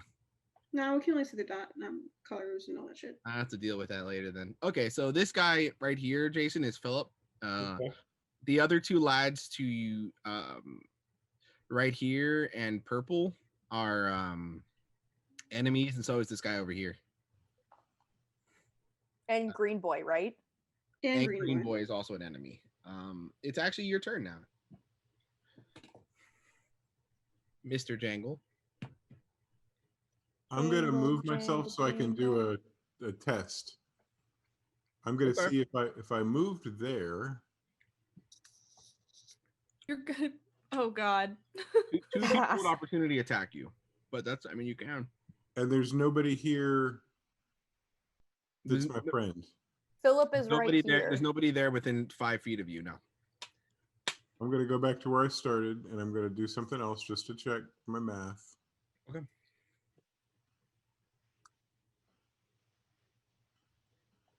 Oh, that's nice. Yeah. So I've got a couple of things I'm going to do, and I'm going to start with Thunder Wave. I cast it. And now you guys all have. Philip is within 5. You're going to hit Philip with it. Yeah. That's the guy with this guy, the red plume. That's his own fault. Your boy. Yeah. That's Philip's own fault. We don't need Phil getting hit. You should have seen Juniper do that the first time and been like, I'm gonna stay away from that dude. He went there to help you. He's our boy. We can't do that. His name is Philippe. Whatever his name is, whatever you want it to be. Mm-hmm.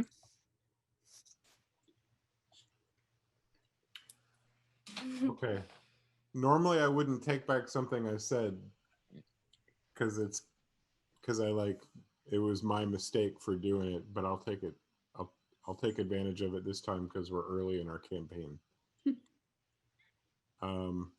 Yeah, you better watch it. I'm definitely watching it. Okay. Boy, I sure don't want to burn both of these. Remember, if we take down Binoc, the rest will fall apart.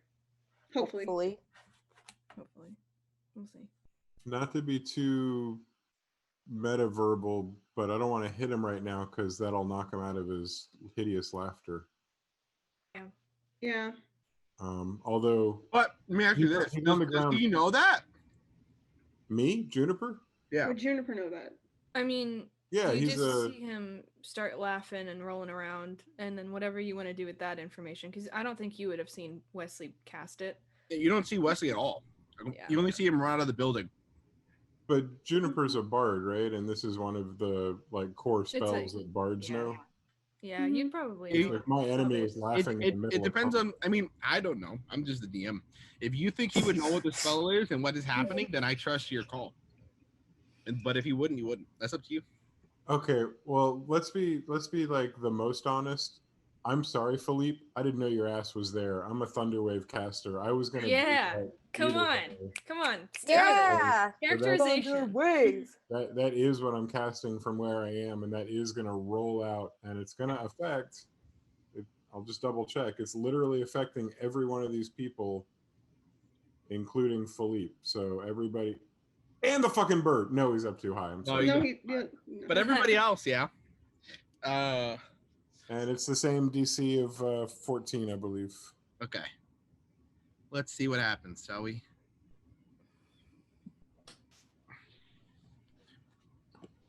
We've got a 15 for the Herald. We've got a 6 for Philip. Ooh. Yeah. Oh. We've got a 17 for the Bandit with crossbow and dagger. A 7 for the archer. Good. We're doing and great. a 20 for the crossbowman. All that and for what? So I mean, and for what? You hit Harold for full damage. Yes, you hit Harold for full damage, and you hit Philippe for full damage. Well, let's see what full damage looks like. I am going to hit. It's a D8 and 2 of them. It's 2 of them, yeah. And here we go. Oh shit, boy! Oh, nice. Oh fuck! Kills Philippe. Well, yeah. Good work. Okay, well, Harold, you hit, and he hits the building again. But this time he doesn't get back up. Idiot. And loser. Get dead. Yeah, get dead. The guy, the purple bandit, manages to keep his feet, as I'll do all the other ones. But Philippe is pushed back into this building, and he takes 12 points of fucking damage. Can't believe that. You watch Philippe get back up, and there's just like little shocks, kind of just like radiating. Oh, actually, wait, is it sonic damage or thunder damage? Thunder damage. Thunder damage. Thunder wave. Thunder wave. Yeah, but I think it actually does sonic damage. I shit you not. No way. I think thunder is just like eardrums exploding. Yeah, there's no way. Well, because there's electricity, and then there's also thunder. Yeah. I don't know anything. Yeah, it would do thunder damage. The thunder is herdy damage. Yeah. Okay. What you say? Thunder is the electric type, and then sonic is the I got it. It's all up here. It's all in the noggin. There is no sonic damage. Thunder is sonic damage. Yeah. Yes, because that's shattering of eardrums. I pretend to know things about D&D, but I know actually nothing. You know, you got it all up there. It's all up here. It's fine. And you see him shaking his head and standing up. You've killed Harold, you son of a gun. And Philippe. Oh no, that's right. Philippe lives. That's right. He does live. He just looks fucking hurt. Ow. So the next 2 people in the order are dead. So now it's up to the hunters. Nice. Oh, I've got a bonus action I'm going to take advantage of. Yeah, sure. I'll be casting Hidden Step, where I turn invisible so that nobody sees me as I sneak away. Nice. And I'm going to use my movement. That's not my movement. I'm going to use my movement to put myself right here and box in Binoc as he laughs on the ground around us. Okay. Good. Okay. And I'm still invisible at this point and will be until my next turn or until I get hit. Right. We just see Juniper run up in the middle of all these people. Yeah. Fling some out. Explode again, and then. I like the idea of him like hitting an opera note, which causes the wave or something. Oh, that'll happen next time. I do like that. Yes. And next to the hunters, and they are going to shoot their shots. Ooh, slide into them DMs. Because they're kings, you know? Mm-hmm. All of them. Oh, wow. Cletus is like, oh, boy, I better take advantage of this. And he shoots Binoc, who is laughing, and he's just like, oh, look, he's on the ground. So easy. Oh, yeah, that's good. Oh, thanks, Cletus. He shoots him for a respectable amount of damage. A respectable 5 points of damage. Did he hit him? Hey. He did. Yeah, you rolled an 18. Power to him. You know, Binoc now gets to make a wisdom saving throw at advantage because he's being damaged. Yep. Thanks, On his Cletus. turn, at the end of his turn, though, he still wastes his turn, doesn't he? Yeah. Yep. Yeah. Oh wait. No. And each time it takes damage, so. Right now. So right now he does. Twould be now. Oh. Twould be right now in this moment. So. Yeah. It's at the end of the turn and each time it takes damage. Well, he rolled a 9 and a 16. So he's back up. Thanks, Cletus, you son of a bitch. He's a simple farmer. Actually, he's a hunter. He's a simple hunter. He doesn't know. His name's Cletus, for God's sake. His name's Cletus. My spell was rendered completely useless thanks to Cletus. Wesley sees that and he's like, no, fuck. No, Cletus is on his fucking hit list. Next is, well, actually, this other hunter's gonna take a shot at the fucking bird in the sky after watching it perform horrible deeds to his friend. He actually hits the bird. Oh shit! Kill the bird! Fuck that bird! Fuck that bird! Help the bear! You see this hunter just sort of like moving back and forth, and after watching it for a second, he kind of he understands this bird is gonna go next, and he releases a shot. And miraculously, he hits a flying fucking target with his bow. Wow. And it hits the bird. It's still flying, but it's not like, dead. It's kind of like flapping really like painfully, and it looks like it could fall out of the sky at any second. And it has an arrow in it. It has an arrow in it. Hey, I wasn't the one who gave blank amount of hit points to the bird for the book. Blank. Okay, thank you. Next is Bandit Green. And he's going to sort of peek around the corner real quick, and he's going to take a crossbow shot at Philip, who is still like gaining his bearings.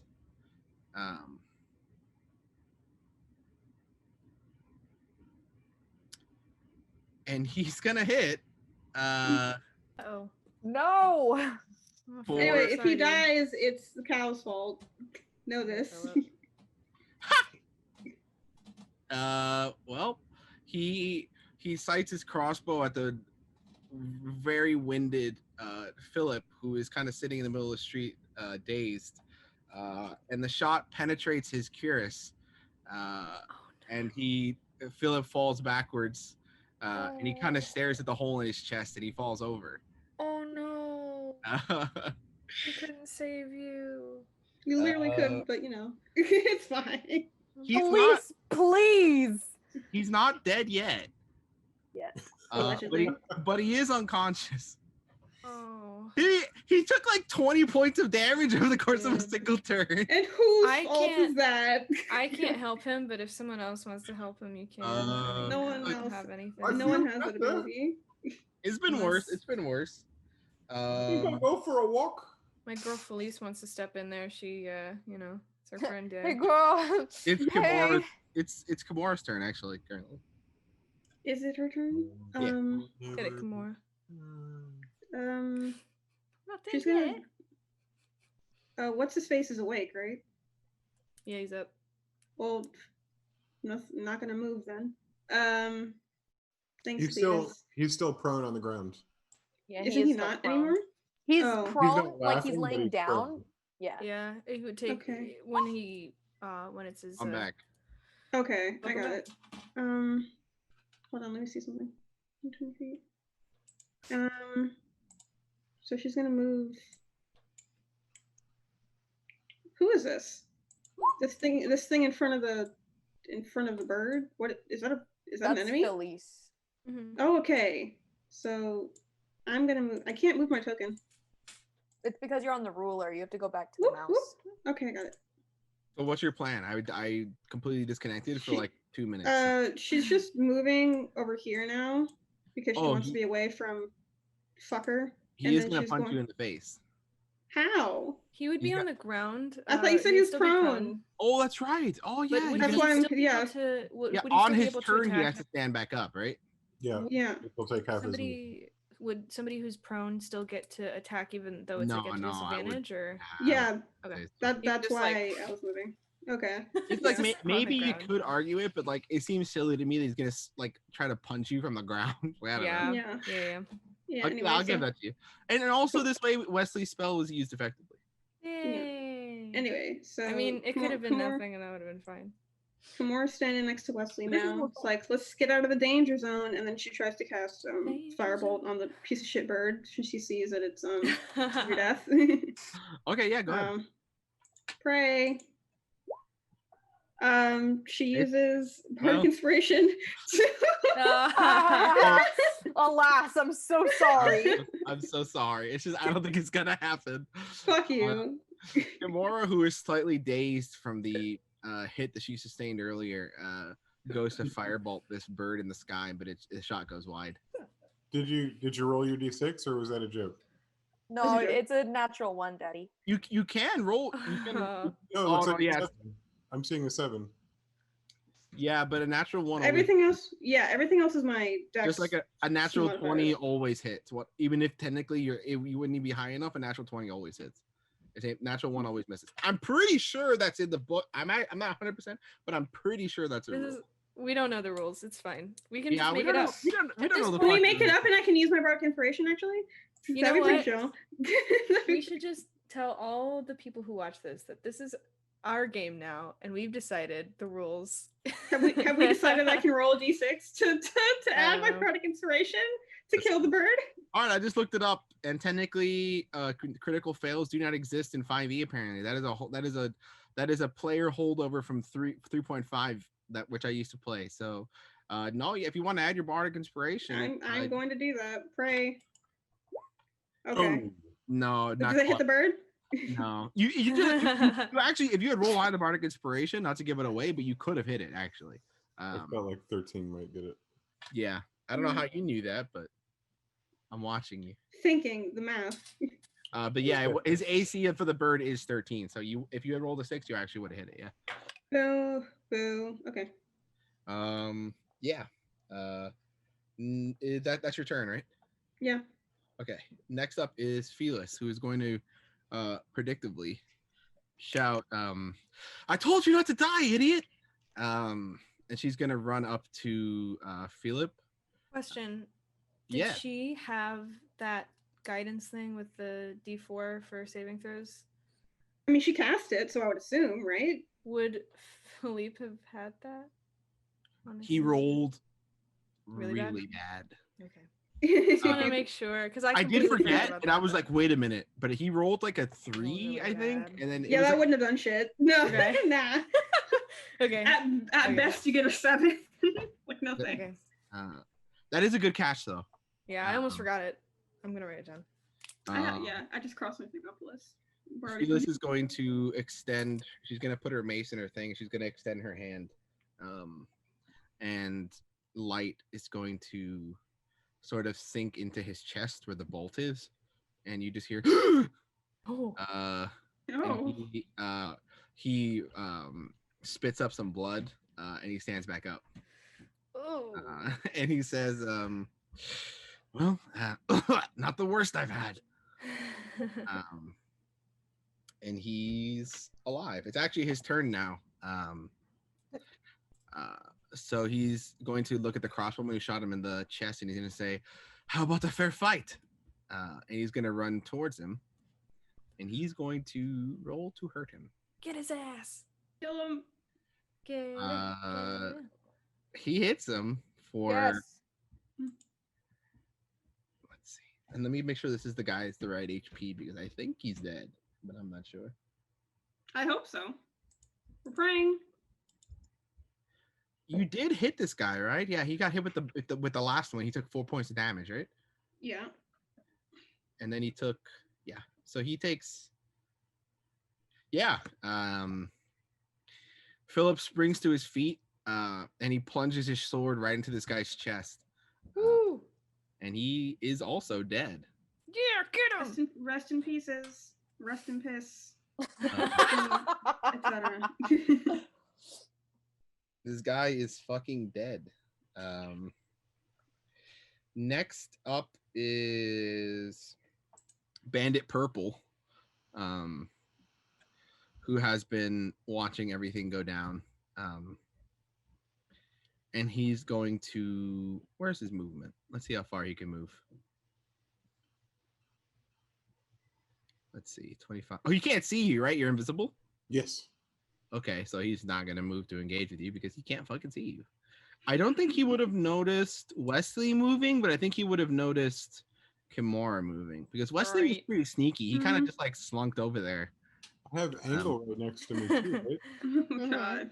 There is an angle right next to you, but I think I'm not going to tell you what they're thinking, actually. I mean, you could just make it up and just do it, you know. I think I know what happened. I think I know what he's gonna do. Yeah, he's kind of wary to get into melee with this fucking guy.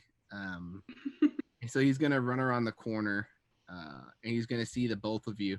And he's gonna my hands up. And he sees Wesley, and he's just like, "Ain't you the one who?"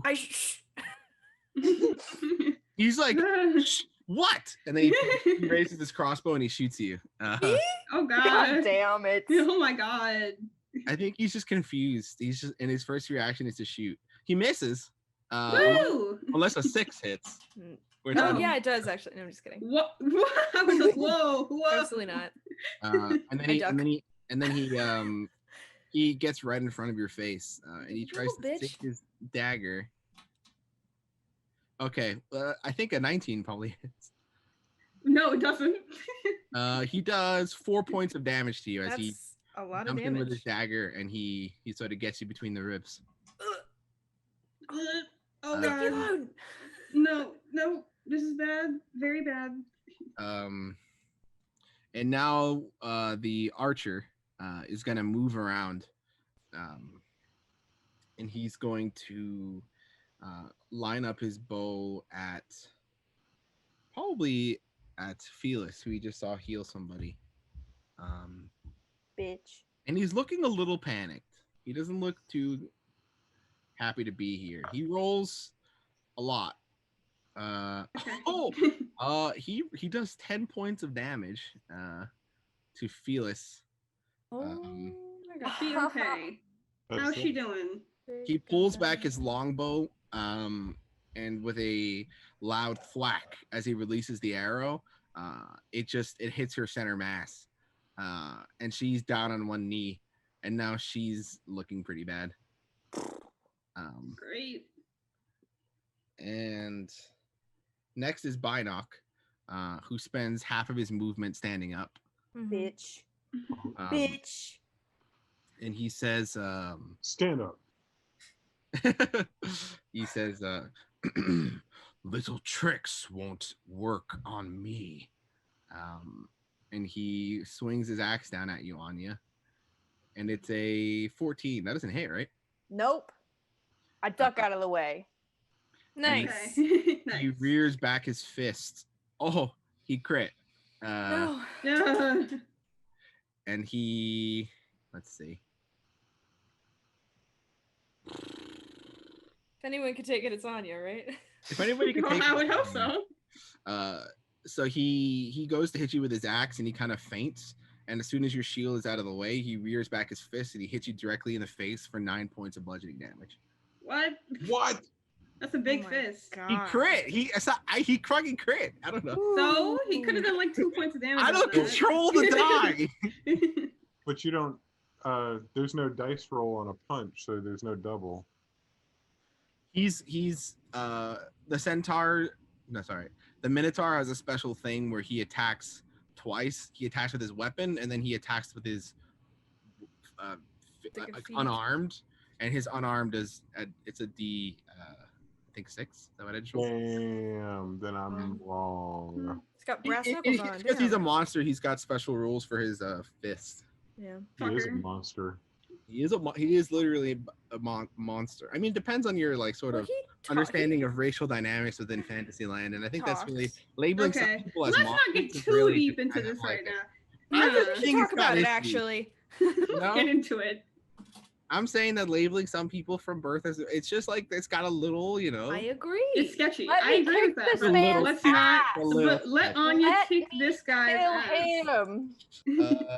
And that's Binock's turn. It's Anya's turn now.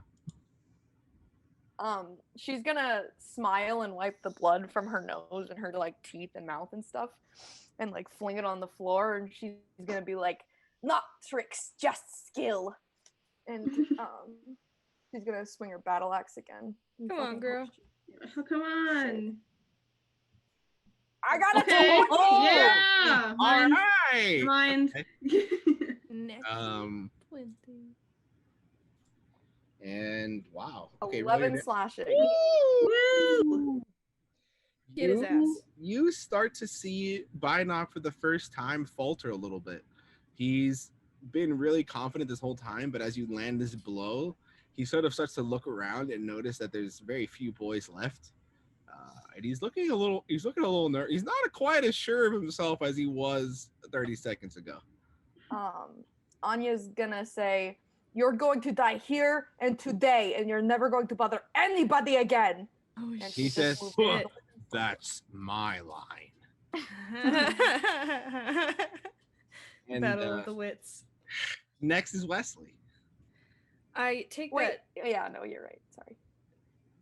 I take that blow to the stomach, and I take out my wand, and I aim around the guy in front of me, and I shout out to everyone, "Focus on the big fucker!" And I will cast magic missile on Nice. him, on Binock. So that is I know it's such a basic spell, but I love magic missile. So much. It just goes pew pew pew. Wait. Let me check. 1, 2, 3. Okay. 6. 9 points of damage as bright sparks of white, glittery energy come out and just right into his back. Ayo. And he sort of lurches forward, and he's sort of unsteady at his feet now as he takes these 3 bolts to the back. Anya's ignore the guy smile in front just of me. gets bigger and bloodier. And next is Bloodwing the Falcon, Uh-oh. Hate that fucking bird. who squeaks very loudly. Caw. I guess he doesn't squeak. He squawks. Sorry, he squawks. Okay. That's a bird noise. Squawk. Yes? It's just Squawk. a funny word. So he's gonna look around the battlefield, and he's gonna see. He's looking for a vulnerable target, and I think he sees that Kimura is looking a little squishy. Fuck that bird. Thank God it's not me. fuck that bird for real. He's gonna swoop down, and he's gonna Oh no. try to claw at you. Fuck that bird. Wow, this roll is. Oh, it accidentally rolled a d6. Oh no, I was about to say, wow, he rolled a 4. This is terrible. Oh man. Well, let's try that again. Wait, he rolled a 97. I think I did something wrong. Oh, you That's definitely it. did something Hold wrong. on. I accidentally selected a d100. Oh my god. The 97 hit? 97 hit. The No. tension is building. It's a 12. I don't think that hits, right? No. 15. Okay, no. So he comes. This bird just comes fucking dive bombing directly towards you. She like flails away and misses. Wesley's also like, what the Both of them. The really tiny ones are in the corner like, And the bird gets flustered by your flailing. And he gets all tangled up, and there's like feathers all over both of you now, but he goes back up to circling. And then Wes is like, yeah, we did it, Wes. Booyah! It's now Juniper's turn. Who now you have reappeared again, right? Just the very second you said that, I reappeared. Okay. Ha! Yeah, I know, right? I was being sneaky, but now I'm seen.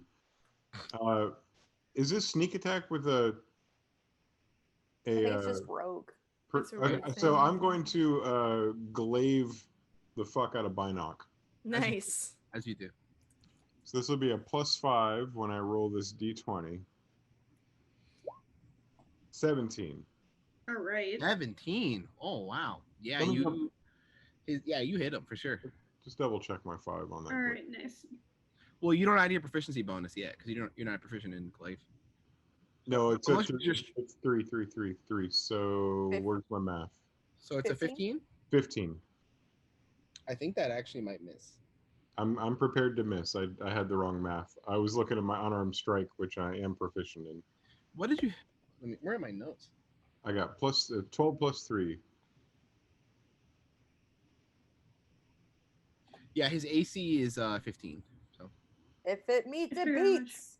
Yeah, if it meets, it beats. I didn't know that. This is it. You get him. Yeah, his Hit AC. the bitch.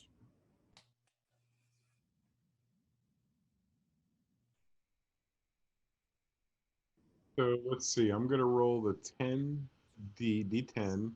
Plus we're gonna add what's your strength score? It'll be +3 to the Nice. to the d10. That's a chunky hit. It might. Boom. Okay. Yeah, that's what I'm talking about. Baby. 9, 10, 11, 12 if I'm using my fingers. Yeah, that's right. Come on, big hit. Big hit, big hit. You're not gonna. Okay, well, you're not gonna like this. Binoc kind of falls to one knee, and he grits his huge teeth at you, and he spits blood in your face. Ew. And he's like, he says, "Still standing." He's on one knee, so not really. Dragon! That's what Wesley shouts that out. He's like, "You're on one knee." And then you just hear fucking Felix out. So you're not really standing, are you? Got him, bitch. 1d4 psychic damage. Come on. And then he died. I'm gonna throw a bardic inspiration towards it's gonna be Wesley, who's in my eyesight, in my line of sight. And the inspiration comes in the form of me singing about how we're kicking everybody's ass. Can you give us that 6-second snippet, please? Sure. We're kicking everybody's ass. I feel so inspired. Thank you for that. You're welcome. Next we've got up Kamara, actually. Okay. She. Oh no! Wait, no. I'm sorry. The hunters are up. My bad. And then me. Yeah. Okay. Yes. I just got kicked out of Campfire Quest also, so I'm gonna try to rejoin that. Oh no! That's really funny. We've got the guy on the other rooftop, the barn where Wesley originated from, and he's gonna sort of come up to the edge here, and he's gonna take his shot at the bowman, because he wants him to stop hurting his friends. It's nice of him. That is nice of him. Despite how honorable his intentions, he doesn't quite do it. And Cletus is like, "Don't worry, Juniper, I'm looking over your friends," because he sees that the two of you are in danger. He made a promise. Aw, Thank you. Cletus. He can't see the bandit directly, like over the building. He can't really hit him with a bow. So he just fucking drops a rock on him. And let's see if that hits. That's a Cletus move right there. That is a Cletus Plain dirty. move. Yeah, he rolls. Yeah, okay. He drops a fucking rock on this guy. Hell yeah. And it just like clonks him in the fucking head. He's not dead, but he does how we do get it, conked. I wish I had killed him. He does get conked right in the fucking noggin by a goddamn rock. You can see the So bump funny. form as it hits. Yeah. Lift the Looney rock Tunes up. style. Oh, sorry. Yep, and now it's Kimura's turn. Who took that damage? Which one of them? Can you ping him? The guy right in front of you. Right in front Yeah, of me. purple That's purple right. man. That guy. Make Purple. Kimura's gonna try and fireball the guy in front of us so we can live. Okay. I think you're at disadvantage because you're in melee range. Aren't I always? Try not being near the enemies. Whatever.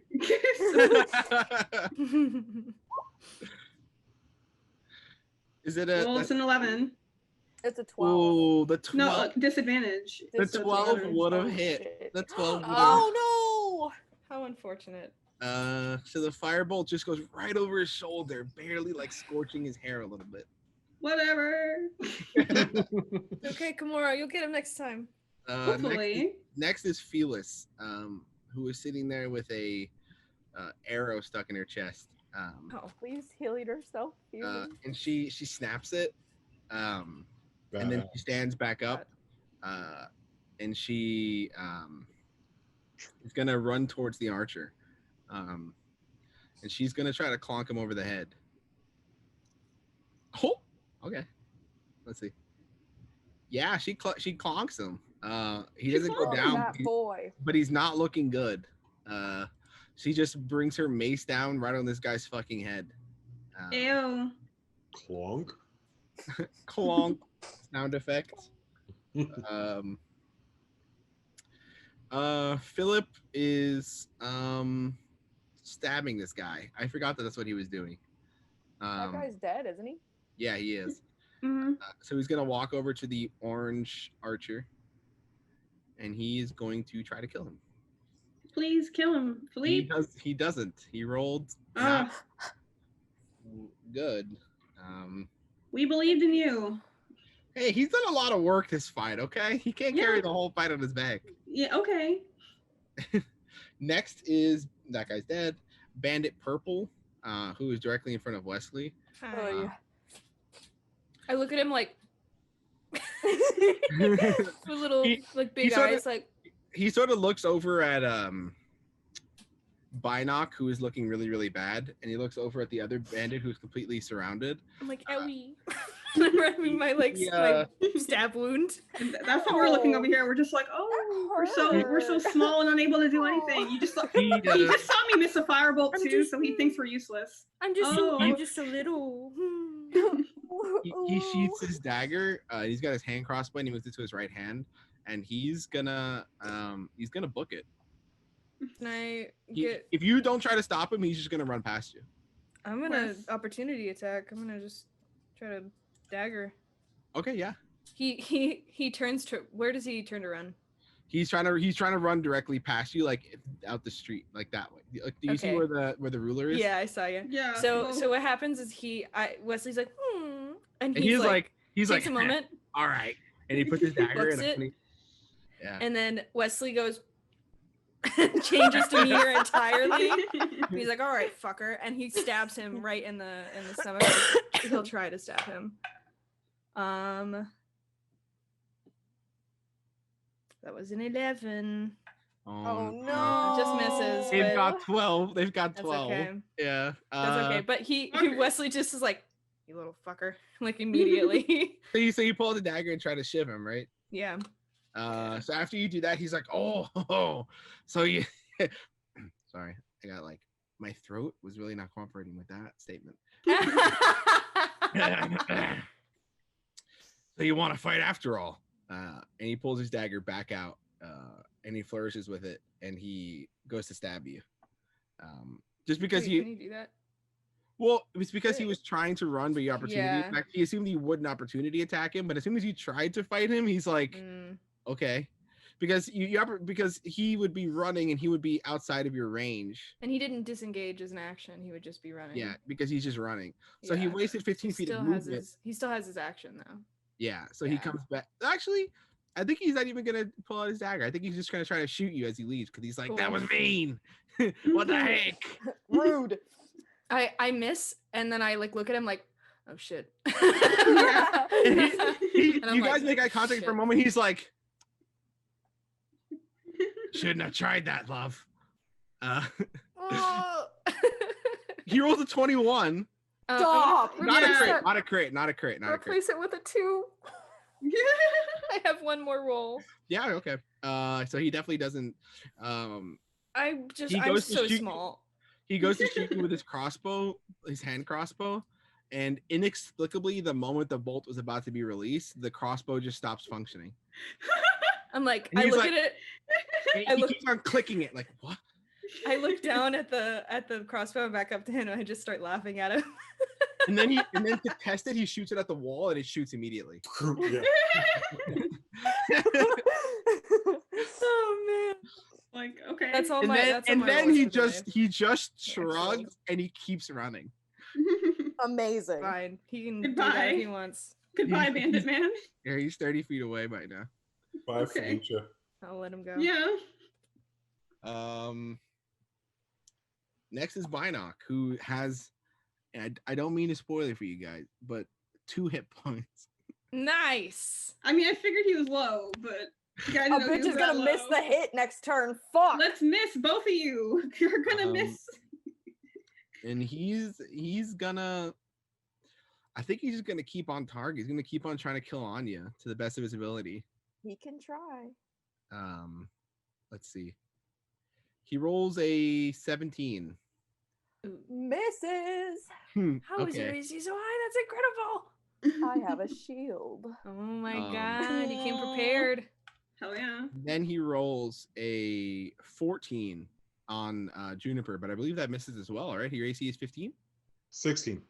Yeah, I thought it was 15. It is AC of 16. Oh, nice. Okay. I think I hit you earlier, and I think I thought it was your 15, but I guess I should have missed. We did 16 if it meets it. That was somebody else with 15. If it meets it, that was me. I have. Was it you with it? Okay. Yes, it was me. Let's not worry about it. The point is he misses you both. Beautiful.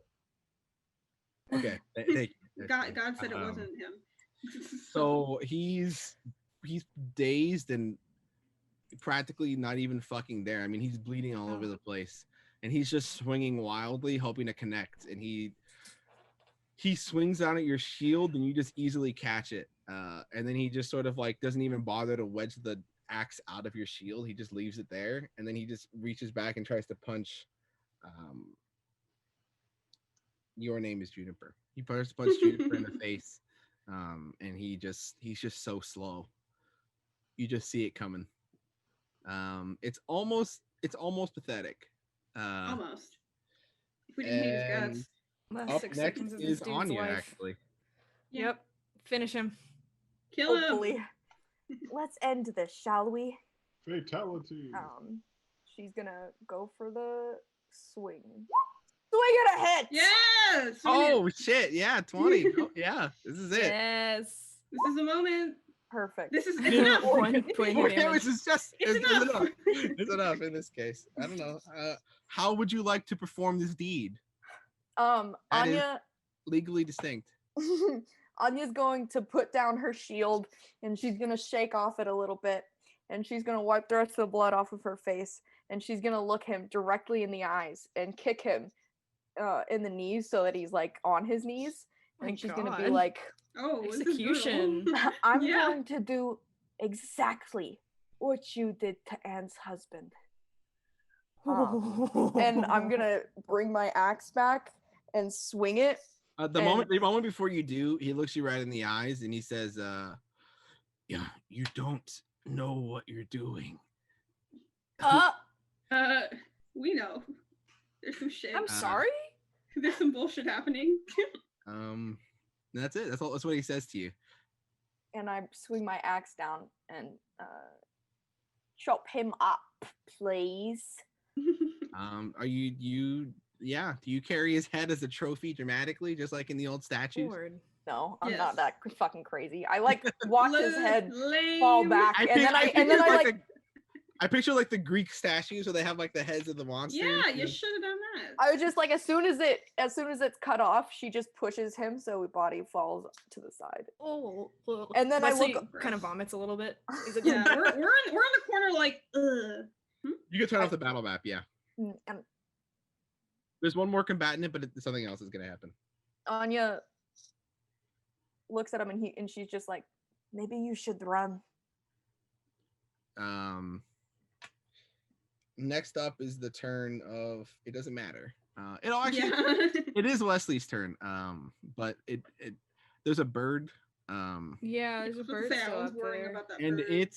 it seems to, upon watching the death of Binoc, finally just give in to its wounds.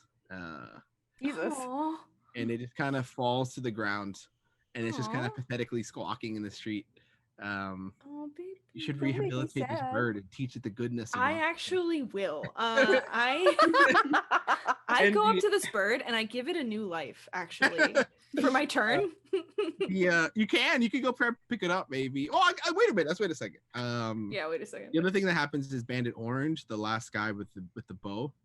He's surrounded by Felis and Philip, and they both just kind of Philip kind of puts his sword to like his neck, and Felis has like her mace like the other side of his head, and he just kind of throws his hands up and like throws his bow to the ground. And you hear something that you don't expect. Did we do a bad thing? The first thing you hear is cheers of elation, just like Cletus and the other remaining hunters stand up and they're just like, "Woo, yeah! We did it!" And because I knew we could do it. And then both Felis and Philip kind of like slump a little bit as the last combatant sort of surrenders. And there's just been like this pounding on the other side of the door the entire time that the battle is going on. Like you can hear them trying to get in. Hold the gate. And you could even hear like the clattering of like weapons as if somebody was trying to like cleave their way in with an axe. But now there's a din of an uproar of success. But there's also sudden shouts and screaming from the other side of the gate. And you hear, "It's her!" What? And you just you hear the sounds of fighting, and it lasts maybe 10 seconds before it's completely silent again. Oh, no. And a silence falls over the people within the town now as well, and they're just like, "What the hell is that?" I'm getting behind. I'm behind the barn, out of sight. I'm like, what the fuck? Yeah. What's that? And you just hear on the gate, like a knock. Anya goes to open Oh, it. wait, no, Anya. I'm gonna stop her and be like, Anya, who is it?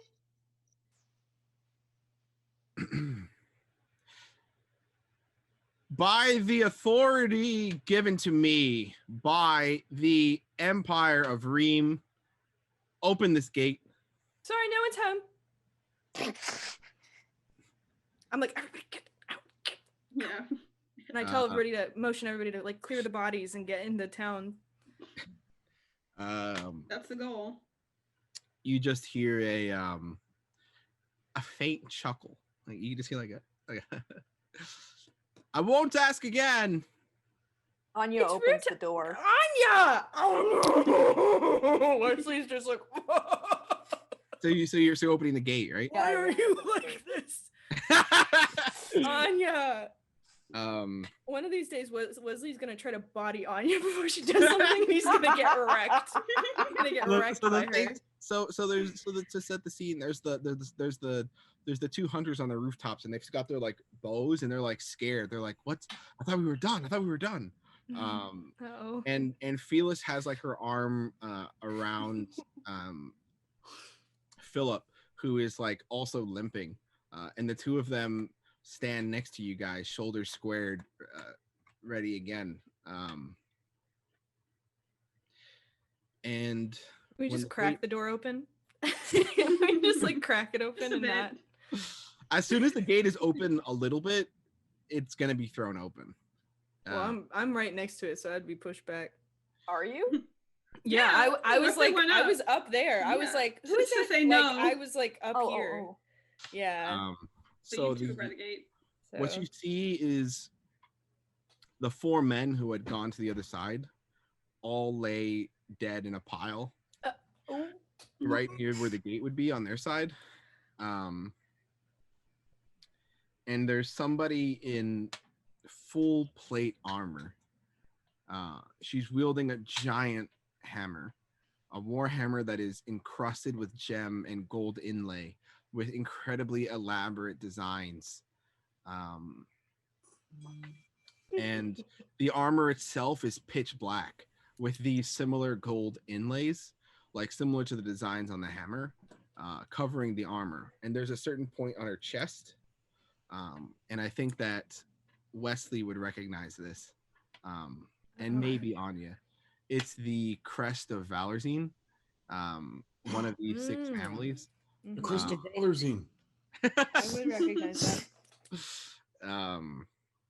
And the helmet is a full face helmet, but it's of like it's of a face, like a stern face. That's cool.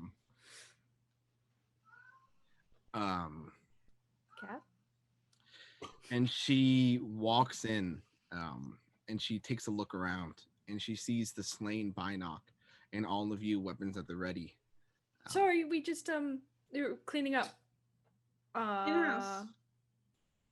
Can we help you? Had a party. We had a party.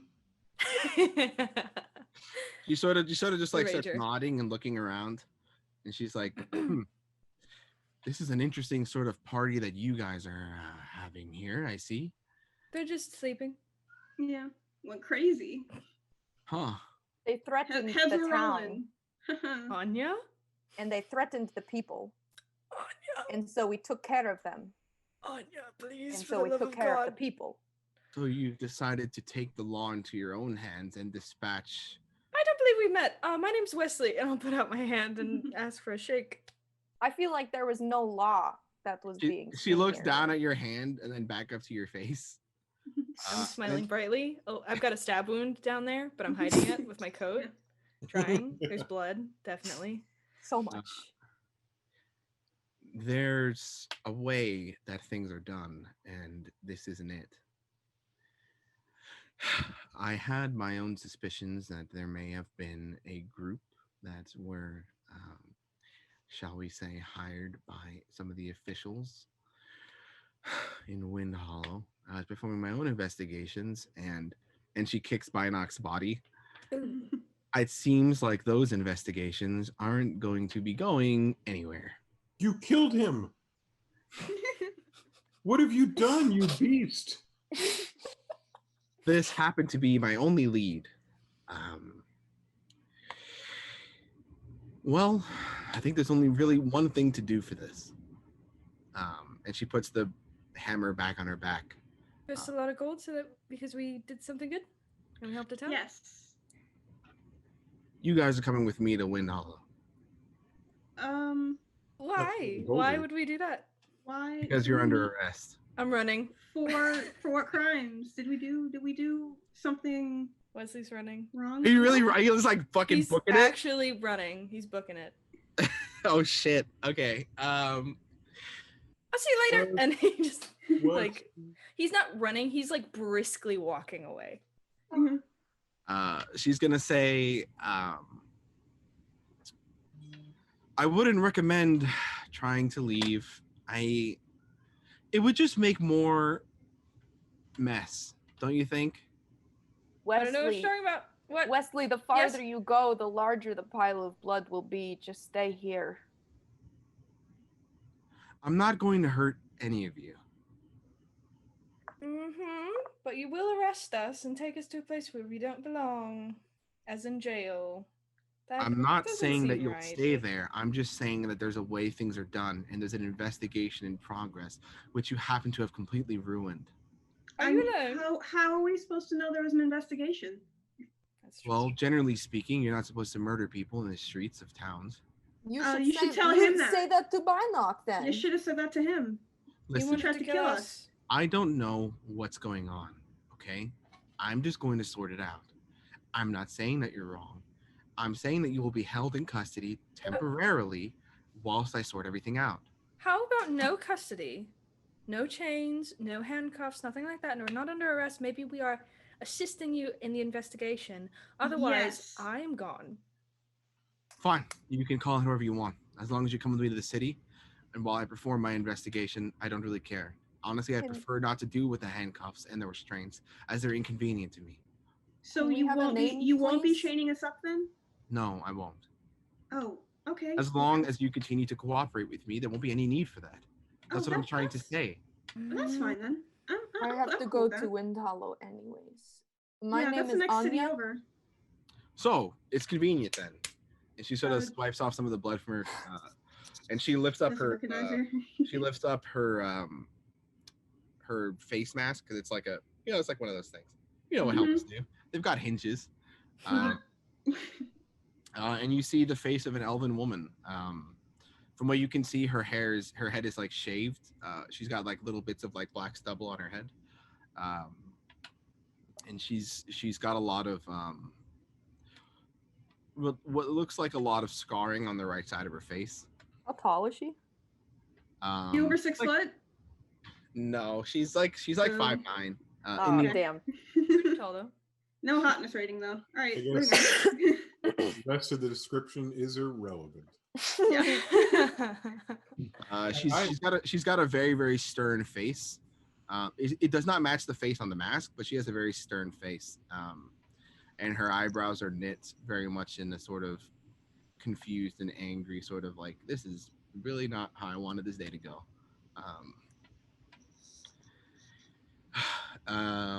And she walks towards into the middle of the town, and she says, I think I'll be conducting some interviews of the people here in town before we leave. You might want to get cleaned up and ready for the journey. If you've got anything you want to grab. Can we have your name, please? Yes, I was going to ask that too. Oh. Huh. I kind of assumed that you would have guessed who I was by now. Were you like famous or something? What do you think my name is? I'm Judge Muriel Valerizine. Ooh, can you type that for me? Yeah, I could do that. You have to give me a minute. Yeah. Let me copy paste it. Where is it being copy pasted? Roll20? No, I was gonna copy paste it into Roll20. Yeah, we're all in the Roll20. We're all in Roll20. Listen, I've got well assembled notes. Hell yeah. That's exactly how I spelled it. I'm a genius. I'm Anya, and these are my companions. Yeah. Can I ask why did you show up after we killed the big man and you couldn't have shown up before he tried to kill all of us? Well, to be honest, I was led to believe that this group was the one supposed to be keeping peace in the area. So, peace. Murdering them wasn't exactly how I expected today to go. Ma'am, if you will, there will be no peace until there is justice. So. Well. So maybe we were keeping the peace in a way. They definitely weren't. But I guess when you do your interviews, everyone in the town will let you know that that's exactly what it was. And that's what I'm saying. Right now, I see some interesting group of people standing in the middle of an imperial village with the dead members of a somewhat respected mercenary band. So I was already suspecting that things were not as I was led to believe, but this confirms it. We'll see what there is to be said. We'll wait for you in the tavern then. Yeah, we'll be there after we clean up because we're almost dying. How long are the interviews going to take?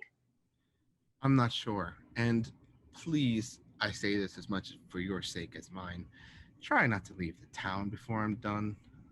You know, no, I'm gonna go fall asleep in the tavern. Actually, I'm like almost dying. And Philip, who is like still kind of staggering, he says he actually takes a knee, and he says, "Ma'am, I'm French. Hon baguette." He says, "Ma'am, I served for," and he's sort of like clutching his side where he died earlier. And he's like, I served for many years in the Imperial Army as a legionnaire. I don't think you would remember that we've actually met once before. And I can say that these people are not the enemy. And she kind of notices him for the first time, and she walks towards him, and she reaches out a hand, and he takes it, and she helps him to his feet. Wesley's like, she didn't accept my handshake. He's a little bitter about it. And she claps her hand on his shoulder, and she says, "Get healed up, Sergeant. There's going to be a lot of talking to be done over the next few days, and we can speak then. For now, don't keel over in the middle of the street." It's a good thing he didn't die. Mm-hmm. And I think even though it's a little early, we can keep going if you like. That's kind of where I plan the session to end. Honestly, that's a perfect fucking end. Yeah, Kimura's going to sleep. Long rest. I'm also, yeah, Wesley's gonna sleep it. If you guys want to resolve some stuff, though, like if you want to have like a little discussion in the tavern before the end of the session. All right, we're gonna have a slow down, wind down at the end right now. So Kimura's limping to the RP tavern RP because Kimura has 2 hit points, by the way. So I think as soon as we're all inside of the tavern, Anya's gonna turn to both Kimura and Wesley and be like, "I appreciate the stick it to the man attitude, but when we are okay." Anya, you and I need to talk, actually. No, Wesley, I'm actually quite upset because this lady is probably one of the. She could kill all of us instantly. You have to. I'm not saying necessarily show respect. I'm saying shut up. I showed extreme respect. You did not, Wesley. I have no idea what you're talking about. Everybody can see through you. The other 4 from outside, the 2 hunters and the 2 people who are fighting with the street with you also end up kind of like piling into the tavern and sitting at the chairs in various places, and they start patching each other up and like helping each other out. And then as the argument is happening, they're all like, Kimura's also. You're the one, Anya. I opened the door because she killed everybody outside of that door within 10 seconds. You have no idea that she did. And also, those men outside that door were useless. Bandaging. Also, there was you. I understand that sometimes either keep us alive. Sometimes you want to tell the truth, but you have to just bend it a bit. Sometimes you have to bend it a bit so you can get. So people can do what you want. If you tell everyone the truth, if you tell everyone every bit of your business, then they will have an advantage on you, and you have. I'm giving them the information I need to give them to survive. You don't even know if she's on our side. It doesn't matter if she's on our side. She's still more powerful than us. We need to go with her in order to figure out what to do next. We need to go with her in order not to die right now. I am going with her so that you do not die, Wesley. And I would just appreciate it. Both you and Kimura, if you would just take a second and think. What did I do? Kimura, you just need to keep your mouth shut. What do you mean keep my mouth shut. So now, Anya, you get to make all the decisions for me. I'm not saying I get to make the decisions. So no, I don't get to speak. Wait. You brought me into your shit. What did I do? I didn't do anything. My shit. I'm the one who's saying you can leave if something goes wrong. If I wasn't trying to leave. You can get out. But now we can't. Do you understand? I'm going with whatever her name was in the fancy armor. I'm going to go take a bath and shower. And I'm going to go take a couple of minutes to breathe. Didn't even do anything.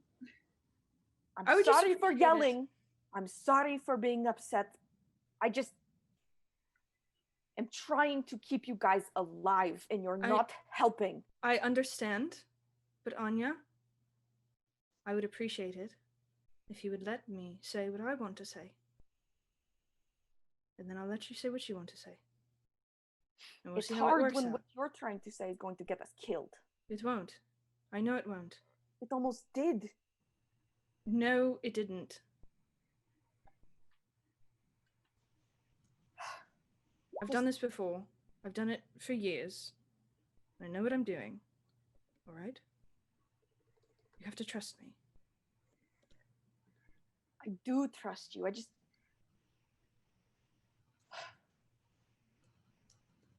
There's just...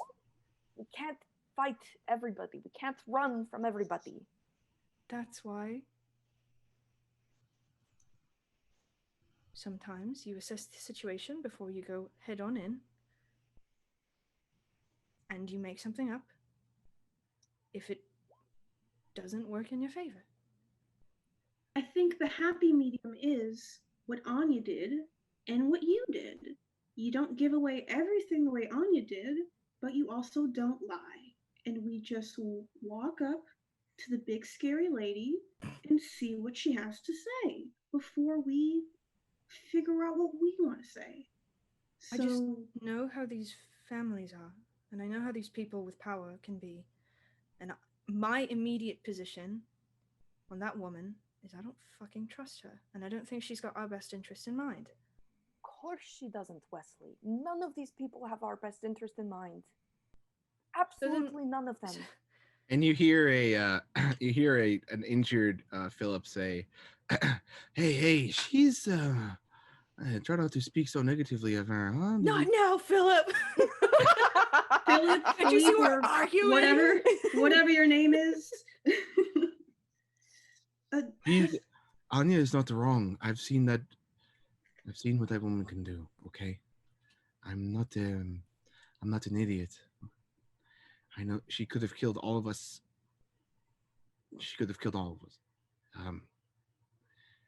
But I don't blindly trust her either. The judges are very strange in the way that they think and do things. They are always alone, you have to understand, and they don't trust anyone. They only trust in their own sense of what is right and what is wrong, and it makes them difficult to deal with. I think that neither of you are wrong. I think that it was very dangerous and that you needed to be somewhat forthcoming. But Wesley is also not wrong. It is not foolish to hold some of your hand, right? To conceal some of what you can do or some of the situation, to try to tip it back in your own favor. Neither of you, and if it's not my place, you can tell me to shut up and I will be a good little soldier and shut up. But oh no, I just don't think. Today, Philip. Yeah. Philippe, I don't know what your name is. I think a couple of us almost died today, but we didn't. We stuck together, and we did it because we trusted in each other, right? You know, I thought that this was going to be the end of it. We killed Binoc, and then I was free to go my separate ways, but apparently I'm stuck in another business I don't want to be in, so... Maybe it'll be over soon? I don't really understand what's a judge? Would I know about these judges and like what their is? They're kind of famous. They're not super. Most people don't interact with them. There's a special type of rank given to one member of each of the 6 families, and that rank is judge. And this person is allowed, because they don't exist within the normal power structure of the empire, they are essentially given free reign to do what they believe is right. They're supposed to speak out. Fucked up. Yeah. They're supposed to. I think I remember this bit of lore, but The idea is know that. They are supposed to exist as oversight, but they are the watchers who nobody watches. I explained that to my party. They are incredibly feared. It is considered a very bad omen to have a judge show up in your town because something has gone wrong. They're vigilantes that aren't, actually watched over by anyone. And that's just whatever she says goes. Why is that allowed to happen? That doesn't make any sense. There's so many things that are wrong. Should we kill her? No, Juniper. Okay. Juniper. It's concerning. It is, yes. We should just the power structures in this empire are definitely not correct. Okay, so it's worse than I thought. It was just a big scary lady, like who's kind of famous, but you're saying they're like no one can stop this lady if she just decided to murder us dead right now? That's what I'm saying. She is the judge, the jury, and the executioner all in one. She would be believed to have been correct in her actions if she did that. She would she'd probably just tell them that we had done something wrong. I think actually Wesley had a great idea about leaving entirely. and I am going to go back home. I love Kimura. Because I don't think I should be interacting too heavily with people in the Empire who are that hot. Do you need papers? Do you need papers to be in here? I would keep your true identity close to the chest. I don't know anything about this place. And Kimura, she would follow you home and kill you and your family. Well, she wouldn't kill her family. That's a little rough. I thought that she wouldn't go that far. You'd be surprised. While I am not necessarily saying that you can trust her and she has your best interest at heart, these judges are not necessarily malicious entities either. They do not. Even they would have suspicion cast on them if they went around killing families at random. But I'm not from here.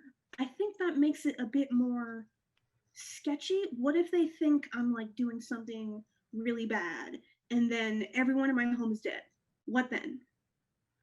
Well, I think that it's in your best interest to try to cooperate and make sure that she doesn't have a reason to be upset. I mean, if she's not, and he kind of leans in a little bit closer, if she's not completely insane, and he leans back, if she's going to obviously see that you are not in the wrong with what you have done. Especially with the interviews, the people are on our side. Yeah, they love me. And I have to go to Wind Hollow anyways. I mean, I was gonna head over there anyway, but like as a normal person, not, kind of a prisoner, but kind of not a prisoner. We're just going to give a statement and move on. I hope it's that easy. I really don't. I hope so. I really don't like this, but what if we run away and we go there and beat her to where we're supposed to go? She'd be very impressive. Juniper, I think that would actually be very impressive to her. She would think we're very no, Juniper, we're not doing that. So sorry, Juniper. I first of all love Juniper Kimura interactions. Absolutely amazing. So good. I'm glad that you're like Juniper's like mom. It's just like no, sweetheart, we can't. Oh, honey, we can't do that. Okay. So now, I will trust that if we all stick together, hopefully it won't go badly. But I really, really need you all to keep it on the down low where I'm from. You're from, the Empire. Can you guys make up a fake city that I'm from? Maybe can we work on backstory? We can do that like after. Actually, we should do that now before she starts asking questions. Anya, question. Yes. Are you capable of lying? Of lying? Yes. I don't think Anya needs to lie. Tell me your name is Peggy. My name, Peggy? My name is Peggy. Say that. My name is Peggy. Okay, so you can physically lie. I'm not incapable of lying. I don't know. You don't know anything about yourself, so I just wanted to check. So if Kimura does need for you to lie for her, will you do that, please? Of course I will. There's a perfect example of a situation in which a little bit of truth stretching and bending is important to someone's safety. I'm not against lying, Wesley. I'm just trying to keep us alive. We get that. It's just this particular instance is very precarious. I'm Apparently, also, this lady I would might like be to crazy. say, not an idiot. We don't think you're dumb. We just think you're too truthful sometimes. Too forthcoming. Technically speaking, it is not illegal to be from Dacia. I mean, I got told earlier that no one likes us because we're like better, but technically it is not illegal. I just feel like apparently it was also illegal for us to kill this guy. So well, he's like the police. Yes, of course it's illegal for us to kill him. Yeah. So again, I don't want anything I do to reflect negatively on my home. So let's say I'm from insert city name here, and we'll figure that out later. And then from this city, and we met the same way we met. We'll mention it all. The star falling, how we found Anya. None of that is too out of the realm, and we can show how bizarre and ridiculous that Binoc was acting, and that specifically he was acting on someone's orders. We heard that. We'll let her know, tell her the truth, and then hopefully we'll be on our way. Just we can tell them mention where I'm from.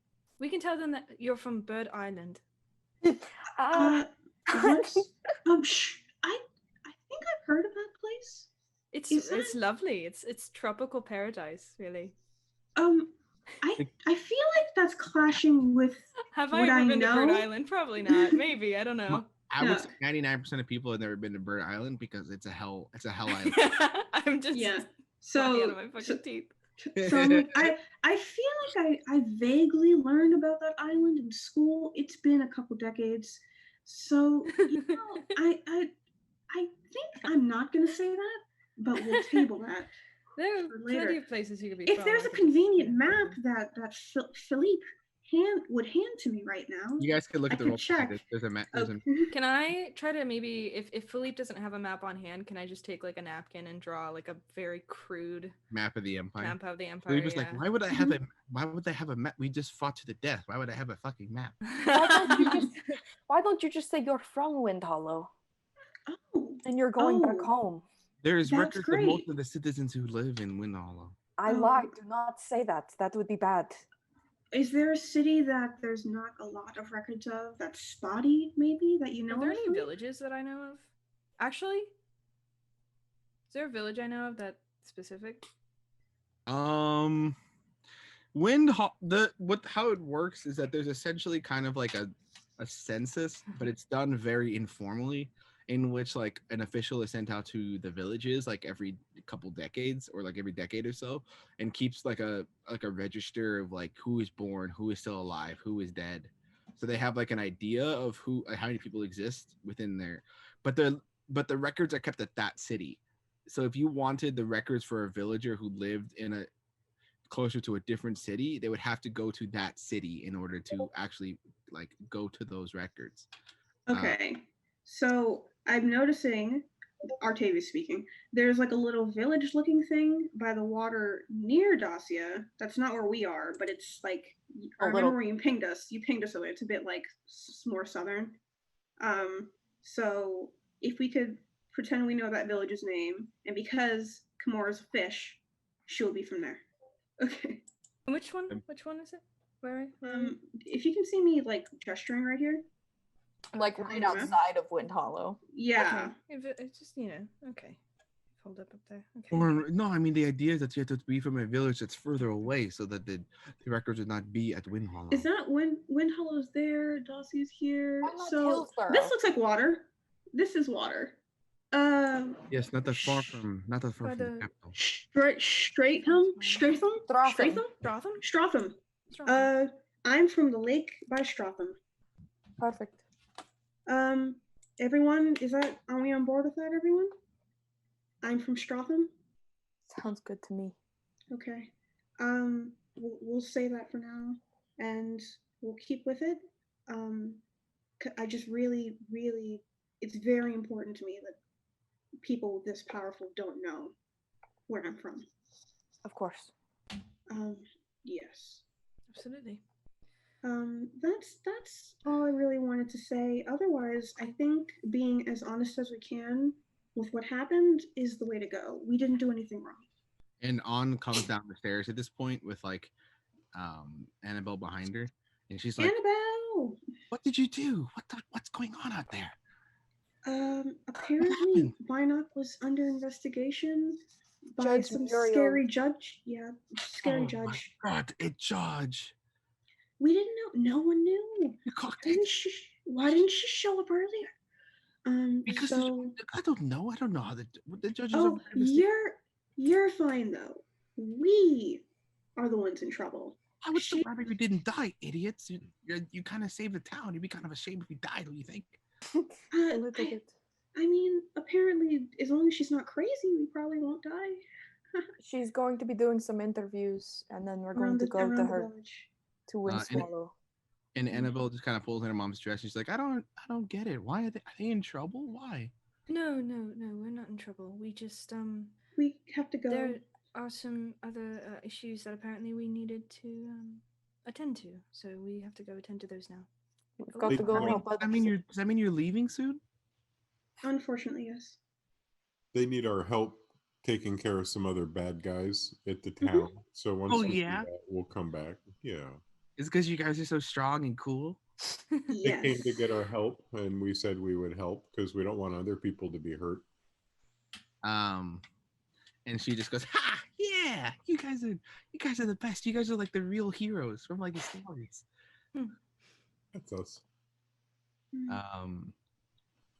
And Anna's just gonna say, I don't know what the fuck happened with this judge, but I'll make sure everybody puts in a good word for you. All right? Thank you. Thank you, Anne. Well, I do wonder though, why would she be investigating Vinoc? Vinoc was definitely hired by someone. When we asked him about the star falling, he said he had to give it to somebody. Would I have heard him say his last words? Would I have been too far away? I think Anya's the only one that heard. Yeah, probably only Anya and Juniper heard. You guys are they're right next to each other. Yeah. Yeah, you guys are pretty far away.